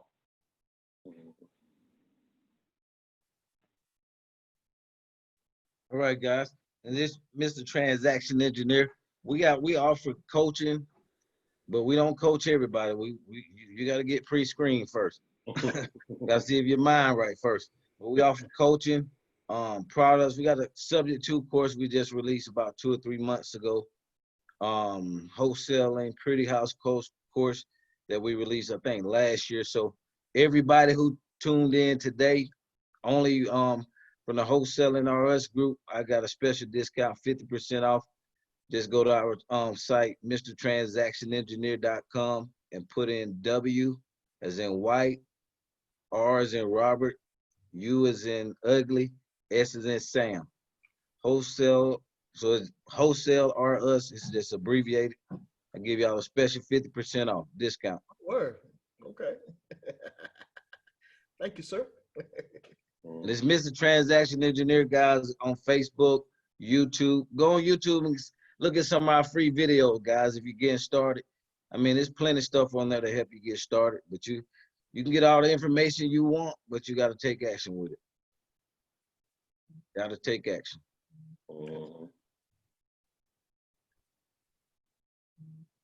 Well, good. And then Will and Tim, how can folks lock in and keep up with you and what you got going on?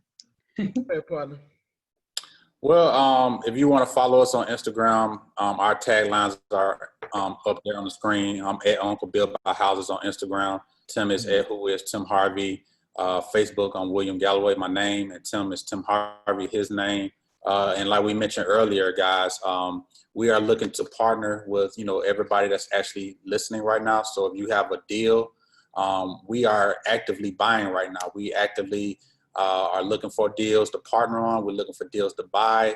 So make sure you guys don't forget to send us an email at reiwholesalersus@gmail.com. I think we put it in the chat box. That's reiwholesalersus@gmail.com. We'll look forward to working with you guys. We helping people close their deals. If you don't know what to say to the seller, we'll get on the phone with you. If you need a buyer, whatever you need, attorneys, whatever you need, we're here for you. And if you reach out to any of these guys, whether you reach out to Anthony, Eddie, Jacques, Justin, anybody you reach out to, just make sure you guys bring value. Don't just, reach out to them guys just to be asking all these questions, talking about you want to pick their brain and all that. Bring value, because these are busy men, they're businessmen, and they're very successful businessmen. So you have to bring value if you're coming and approaching them. Don't just call them, just trying to pull, but you're not giving. So approach them with value. Be willing to come and be a servant if you have to. You might be that person that may not have the money, but just come with value. Come with a free spirit of saying, hey, I can provide this, or I can bring this to the table. And I think they would appreciate that. So, but yeah, that's it. And also we want to, thank Deanna again for joining us and hosting this. She did an amazing job today. And Deanna, you want to, plug in your business. I know a lot of people may know it, may not know it, but you want to plug your business in. Go ahead and tell people how to. Yeah, it is so funny. I went around, I totally forgot to say how to connect with me too. I was locked into this meeting. But so again, I'm Deanna Britt. I'm the owner of Law Clerk on Demand. I'm Law Clerk on Demand on everything, Instagram, Facebook, YouTube. So I would love to connect with many of you guys. We have webinars that we do. Of course, I'm your local lead list provider. So if you're in the state of Georgia and you need a fresh list and you want to start talking to some sellers, if you're literally watching this and you're ready to be able to offer these terms to sellers, well, you got to start talking to some people. So we do have fresh lists that are coming in like red hot right now. You can get on the phone with probates, evictions, divorce. They're all going to be available on Monday. So there's like zero excuses why you can't be getting involved and talking to some sellers. So you can jump on my website, which is lawclerkondemand.com. And if you have questions about any of the lists, there is a video for every single list. And then I do a webinar on Tuesdays. It's totally free. You can come and learn more about the list. So I look forward to connecting with y'all at anything. If anything, just follow me on Instagram and let us know. Let me know what you thought of the webinar. That's it. I guess we made it. We made it, guys. A couple of minutes over 2 o'clock mark. Man, that was awesome. Thank you, guys. And don't forget, we'll be back online Monday at 8 o'clock for our Motivational Mindset Monday call. Every Monday that we do at 8 p.m. Make sure you guys are going to be on this Monday because we're going to recap this meeting, and we may have a special guest as well. So make sure you guys are on there Monday. We normally do it. You can use the same Zoom link that you use to get on here. You can use the same one for Monday at 8 o'clock, and we'll probably be on Facebook Live as well. So we look forward to seeing everybody Monday. Go ahead and get out there in some of this pretty sun out there. It's a beautiful day out there today. With your mask go ahead and be. With your mask on. With your mask on. And be careful out here. We in this world. We know it's a lot going on right now. So be careful. And the one thing I want to end with is let's pray for America right now, because we're going through a lot right now. Our country is going through a lot. So let's pray for America. Based on everything that's going on. I don't want to get into details, but let's just pray for our world, pray for our country, pray for our state, and let's be blessed out here. So we love y'all. Thank y'all for joining us. YouTube, y'all. YouTube. Love you guys. Check Thank them you out. guys. All right, y'all. Appreciate it, fellas. All right, y'all. Appreciate it. All right now.